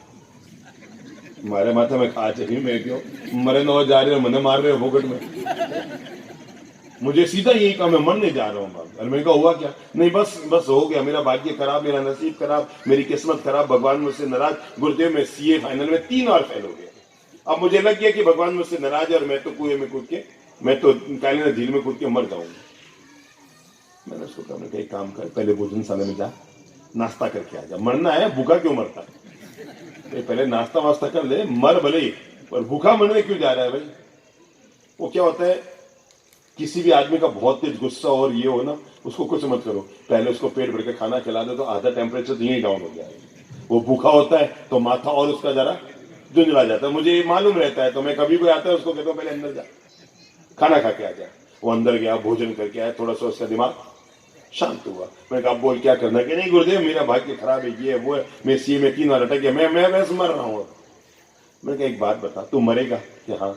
कि मरने के बाद वापस पैदा होगा? कि मैंने कहा हाँ। देख, तू वापस पैदा होगा, फिर तू 3 साल बड़ा होगा, फिर तुझे प्रेप में डालेंगे, फिर तू KG1 में जाएगा, KG2 में जाएगा, फिर वो 1 2 3 4 पढ़ता हुआ 12वीं में आएगा, फिर BCom करेगा, फिर CA का फॉर्म भरेगा, फिर 3 बार फेल होकर यही आएगा ना। 1 साल और मेहनत कर, पढ़ाई कर, तो बाहर निकल जाएगा। मन को हमेशा भी पॉजिटिव बना कर रखो, इस बात के साथ ईश्वर मेरे साथ कभी कुछ गलत नहीं कर रहा है। सच कहता हूं, किसको क्या मिला अब ये जब सोचेंगे तो दुखी हो जाएंगे, पर आपको जो मिला है ना, आपके नसीब से ज्यादा मिला है। जब आप ये सोचेंगे तो सुखी हो जाएंगे। वो एक संत की कहानी मैं आपको बताकर खड़ा कर रहा हूं, और वो कहानी इतनी सी है कि एक संत गांव के बाहर रहते थे, बिल्कुल फकीर। फकीर में मतलब रहने के लिए कुटिया नहीं, पहनने के लिए कपड़े नहीं, खाने के लिए थाली नहीं, बिछाने के लिए आसन नहीं, केवल एक अंगोछा पहनकर पेड़ की छाया में बैठे रहते। और जब देखो तब हाथ ऊपर करके कहते, भगवान तुम बड़ा दयालु है, तुम बड़ा कृपालु है, तूने खूब दिया है, मुझे कोई कमी नहीं, मैं दुनिया का सबसे सुखी आदमी। और पास में क्या क्या था? रहने के लिए पेड़ की छाया, बैठने के लिए जमीन का आसन, पहनने के लिए एक अंगोछा और खाने के लिए मिट्टी की थाली, बस। इसके अलावा संत के पास कुछ भी नहीं। पर जब देखो तब हाथ खड़ा कर, भगवान तू बड़ा दिया, तूने तूने तूने खूब दिया है भगवान, मुझे कोई कमी नहीं है भगवान, तूने खूब दिया है। जब देखो तब नाटक। कहते हैं एक दिन एक अमीर आदमी उधर से गुजरा, उसने भी संत के मुंह से ये सब नाटक देखा। उसे लगा महाराज कुछ ज्यादा ही नाटक करते हैं, कुछ भी तो नहीं है पास में, नंग दरंग बैठे हैं और कहते हैं भगवान तुम बड़ा दयालु। देखता हूं भगवान इसको देते कैसे। अब देखना, वो अमीर आदमी सामने बैठ गया। 12 बज गए, 12:30 बज गए, 1 बज गए, 1:30 बज गए, 2 बज गए। महाराज भूखे हैं और नाटक कर रहे हैं, भगवान हे मैं बड़ा सुखी आदमी, तूने खूब दिया है। कहते हैं तभी एक ग्रामीण व्यक्ति आया, कंधे से तौलिया खोला, गांठ खोली और एक रोटी निकाल कर संत की थाली में डाल दी। अमीर को लगा महाराज की बात में दम तो है, कहने नहीं गए, मांगने नहीं गए, इशारा नहीं किया, भगवान ने अपने आप इसकी थाली में रोटी भेज दी। संत ने रोटी देखी, बड़े खुश हुए, हाथ ऊपर करके प्रार्थना करने लगे, भगवान तुम बड़ा दयालु कृपालु है, भूख लगे तो भोजन भी भेज देता है। वो तो यूं प्रार्थना करते थे, मैं कुत्ता आया रोटी लेके चला गया। अमीर को लगा अब ये महाराज कुत्ते की पिटाई करेंगे। संत ने प्रार्थना पूरी की और खाने के लिए जैसे हाथ उठाया, देखा रोटी कहाँ गई, रोटी कहाँ गई, रोटी कहाँ गई, रोटी कहाँ गई। देख सामने कुत्ता रोटी खा रहा है, बड़े एकदम संत एकदम मोहचक रहे कि रोटी कहाँ गई। सामने कुत्ता खा रहा है और संत खड़े हो गए। अब तक बैठे थे, संत खड़े हो गए और खड़े होकर के कुत्ते की पिटाई के लिए नहीं, दोनों हाथ ऊपर किए, कहा भगवान तुम बड़ा दयालु है, बड़ा कृपालु है, तेरी कृपा है, ये तेरी मेहरबानी है कि कभी कभी तो उस बंदे को उपवास करने का भी सौभाग्य प्रदान करे। जो व्यक्ति रोटी आने पर खाने का आनंद उठाता है और जाने पर किसका? उपवास का आनंद उठाता है, जरा बताओ उसको दुनिया में कोई दुखी कर सकता है? तो आज का अंतिम मंत्र अपने आप के लिए ले लो, और वो है भगवान जो करता है सो बोल लो, मुंह से बोल लो, भगवान जो करता है सो। वो हमारे साथ कुछ भी बुरा नहीं करता है। जो उसने किया है, जैसा उसने किया है, जिस रूप में किया है, उसकी हर व्यवस्था को जो व्यक्ति प्रभु का प्रसाद मानकर स्वीकार कर लेता है, वो दुखी नहीं होता है। वो घटना तो आपको याद ही होगी ना, राजा का अंगूठा कटने वाली कहानी। किसको आती है? याद है राजा का अंगूठा कटने वाली कहानी? चलो मैं आपको दोबारा याद दिला दूं, जिन्होंने नहीं सुना उनको सुना देता हूं। राजा का कट गया अंगूठा, मंत्री का आना हुआ और मंत्री के मुंह से भूल से निकल गया, क्योंकि राजा पीड़ा से करा रहा था, कर रहा था, और मंत्री के मुंह से निकल गया, महाराज इतने दुखी क्यों होते हो? भगवान ने क्या कुछ अच्छा तभी नहीं बोल पाया, मंत्री था, राजा सामने। भगवान ने कोई भगवान ने कोई अच्छा ही सोच के किया होगा। अब राजा का अंगूठा कटा हो, अभी समझ लो सासू मां मंदिर गई हो, रास्ते में सांडिया ने गिरा दिया हो और वो गोडा लेकर आए कि मेरे गोडे में बहुत दर्द है, और बहू कहे मम्मी क्यों दुखी होते हो? भगवान जो करते, तो हर जगह तो लागू नहीं होता है ना। वे हर जगह अगर आप इन्हीं शब्दों को बोलेंगे तो बदनाम मुझे कर देंगे। तो मंत्री के मुंह से भूल से निकल गया, महाराज इतने भी क्यों दुखी होते हो? ठीक है, हो गया तो हो गया, भगवान को अच्छा सोच के करता है। अब तय है कि मंत्री के मुंह से निकले भगवान जो करता हो अच्छा किया, और राजा का फिर पारा गर्म हो गया। उसने कहा मंत्री साहब ये चपरासी बनाने के लिए काम करने, हटाओ उसको, जेल में डाल दो, ये इसको वॉचमैन नहीं बनाओ, कभी जिंदगी में कभी जेल से बाहर नहीं आना चाहिए, मेरी मजाक उड़ाता है, जेल में डाल दिया गया। 1 महीना 2 महीना 3 महीना मंत्री ने सारी अप्रोच लगाई बाहर आने के लिए, पर राजा का गुस्सा इतना भयंकर कि निकल नहीं पाया। मंत्री के मन में आया, यार मैंने भी क्यों माथा लगाया, फूटे कर्म राजा के, अंगूठा कटे की गला कटे, मेरा बाप का क्या जा रहा था, मैं क्यों बोला। ठीक है, अब जो हो गया सो हो गया। कहते हैं 4 महीने बीते। एक दिन राजा जंगल में घूमने गया, कहानी को याद दिला रहा हूं, याद कर लो। जंगल में घूमने गया, रास्ता भटक गया। मैं ये वो कहानी है जिसको मैंने 1000 बार तो याद किया है और जिंदगी में 100 बार मैंने बोला है, क्योंकि मुझे पता है इससे ज्यादा महान कहानी जीवन में कभी आदमी के लिए हो नहीं सकती। मैंने 1000 बार जिंदगी में इस कहानी को जीने की कोशिश की है और 100 बार मुंह से बोलने की कोशिश की। जंगल में राजा घूमने गया, सैनिक इधर उधर हो गए, रास्ता भटक गया और 2 दिन तक जंगल में भटकता रहा, शहर का रास्ता ना मिला। और उधर जंगल में उसको आदिवासी भीलों ने उसको पकड़ लिया, उन्हें किसी की बलि देनी थी, राजा को पकड़ के ले गए। किसी ने अंधविश्वास उनके भीतर पैदा कर दिया कि तुम बलि दोगे तो तुम्हारा काम हो जाएगा। इस खोटी मान्यता के चक्कर में उन्होंने राजा को पकड़ लिया और बलि देने के लिए ले गए। राजा को नहलाया धुलाया, नए कपड़े पहनाए। राजा ने बहुत कहा कि मैं राजा हूं। यार तू काहे का राजा, जंगल के हम राजा। और उसकी बलि की तैयारी हो गई, पर पता है ना कहानी एंड में कहां खत्म होती है, राजा छोड़ दिया गया, क्योंकि भीलों के सरदार ने कहा इसका एक अंगूठा कटा है और जिसका अंग भंग होता है उसकी बलि नहीं होती। राजा छोड़ दिया गया और छूटकर वहां से अपने 2 दिन तक भटकता भटकता अपने राजमहल में आया और उसे बार बार दिमाग में लग रहा था कि मंत्री ने बिल्कुल सही कहा कि भगवान जो करता है सो अच्छा करता है। अगर मेरा अंगूठा न कटा होता तो मेरी मौत तय थी। कृतज्ञ भाव से उसने मंत्री को कारागार से बाहर निकलाया, सारी कहानी सुनाई। इस तरह रास्ता भटक गया, भीलों ने पकड़ लिया, बलि की तैयारी और मेरा अंगूठा कटा सो मैं बच गया। मंत्री तूने बिल्कुल सही कहा, भगवान जो करता है सो अच्छा करता है। मैं तुझे आज कारागार से मुक्त करता हूं, पर रह रहकर मेरे मन में एक बात आ रही है और वो ये है, तेरा अंगूठा कटा, मेरा अंगूठा कटा, वो तो अच्छे के लिए था, पर तो 4 महीने से जेल में पड़ा रहा। अब बता ये कैसे अच्छे के लिए हुआ। उसने कहा महाराज ये तो और भी अच्छे के लिए हुआ। सोचो अगर मैं जेल में नहीं होता तो घूमने के लिए अपन दोनों साथ ही जाते।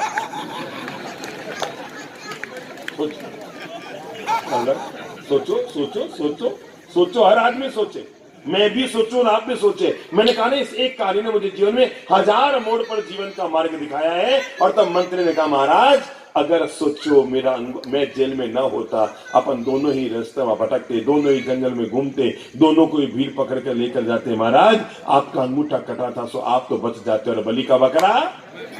तो दोनों हाथ ऊपर करके बोलो ना, भगवान जो करता है सो, मन से बोलो भगवान जो करता है सो। और जब पता लग गया भगवान जो करता है सो अच्छा करता है, तो मन में अंतिम संकल्प ले लो, फिर टेंशन किस बात का करता है। फिर जिंदगी में तनाव और टेंशन किस बात का हम करें। आज से तय कर लो, मैं हर हाल में मस्त रहूंगा, हर हाल में प्रसन्न रहूंगा, हर हाल में खुश रहूंगा। लोग बस्ती में रहेंगे और मैं तय कर लो, चाहे जैसी परिस्थिति बिगड़ती हो, पर मैं अपनी मनस्थिति को प्रभावित नहीं करूंगा। परिस्थिति महापुरुष की भी बिगड़ती है, परिस्थिति हमारी भी बिगड़ती है। फर्क ये है हमारी परिस्थिति बिगड़ती है, मनस्थिति बिगड़ जाती है। उनकी केवल परिस्थिति बिगड़ती है, मनस्थिति कभी नहीं बिगड़ती। चाहे जैसी प्रतिकूलता आ जाए तब भी वो बहुत प्रेम और शांति से पार निकल जाते हैं। इसलिए आज खड़े होते होते ये तय कर लो, मैं हमेशा खुश रहूंगा, प्रसन्न रहूंगा, आनंदित रहूंगा, मुस्कुराती हुए अपनी जिंदगी जीऊंगा, मस्ती में अपनी जिंदगी जीऊंगा। जब जो होना है सो होता रहे, जब जो नहीं होना है सो ना हो। मेरे रोके दुनिया रुकती नहीं है, मेरा जीवड़ा हमेशा खुश रहेगा, प्रसन्न रहेगा। अभी जब घर जाओ ना तो घर जाते अपने आप को मोटिवेट कर देना, है जी आनंद मस्त रहो, प्रसन्न रहो, जो है उसका आनंद उठाओ, जो नहीं है उसका दुख मत करो। जो व्यक्ति इस मंत्र को जीता है, हर हाल में व्यस्त रहो, बोल लो मुंह से, हर हाल में व्यस्त रहो और हर पल जिंदगी में मस्त रहो। जब भी कोई काम करो तो एक्सीलेंट करो, पर जो भी काम का परिणाम आ जाए उसे एंजॉय करो। जो व्यक्ति अपनी लाइफ को एंजॉय करता है उसको बुढ़ापे में एंजियोग्राफी कराने की जरूरत नहीं पड़ती। एंजॉय करो जो है। 10 बज गए हैं, आज के लिए अपन इतना ही रखते हैं। हाँ, कल 2 प्रवचन और हैं। आज हम थोड़े थके हुए थे, मुझे तो आ रही थी नींद, अब ये लड़की आएगी, चलो बाप जी प्रवचन दो, और मैं आके बैठ गया। पर कल अपन 9 बजे राइट टाइम पहुंच जाएंगे ना आप लोग, पक्का से 10:30 और शाम को फिर 8 से 10। सर्वे भवन्तु सुखिनः, सर्वे सन्तु निरामया, सर्वे भद्राणि पश्यन्तु, मा कश्चित् दुःखभाग् भवेत्। उपसर्गाक्षयं यन्ति, छिद्यन्ते विघ्नवल्लयः, मनः प्रसन्नतामेति पूज्यमाने जिनेश्वरे। सर्वमङ्गलमाङ्गल्यं सर्वकल्याणकारणं, प्रधानं सर्वधर्माणां जैनं जयतु शासनं। सर्वधर्मोस्तु मङ्गलम्, आत्मधर्मोस्तु मङ्गलम्। ॐ शांति शांति शांति। क्या सुंदर परिवेश बनाया हुआ आप लोगों ने, संस्कृति का आनंद आ जाता है, बहुत सुंदर। हमारा चैनल सब्सक्राइब, लाइक, शेयर करें और बेल बटन दबाना ना भूलें।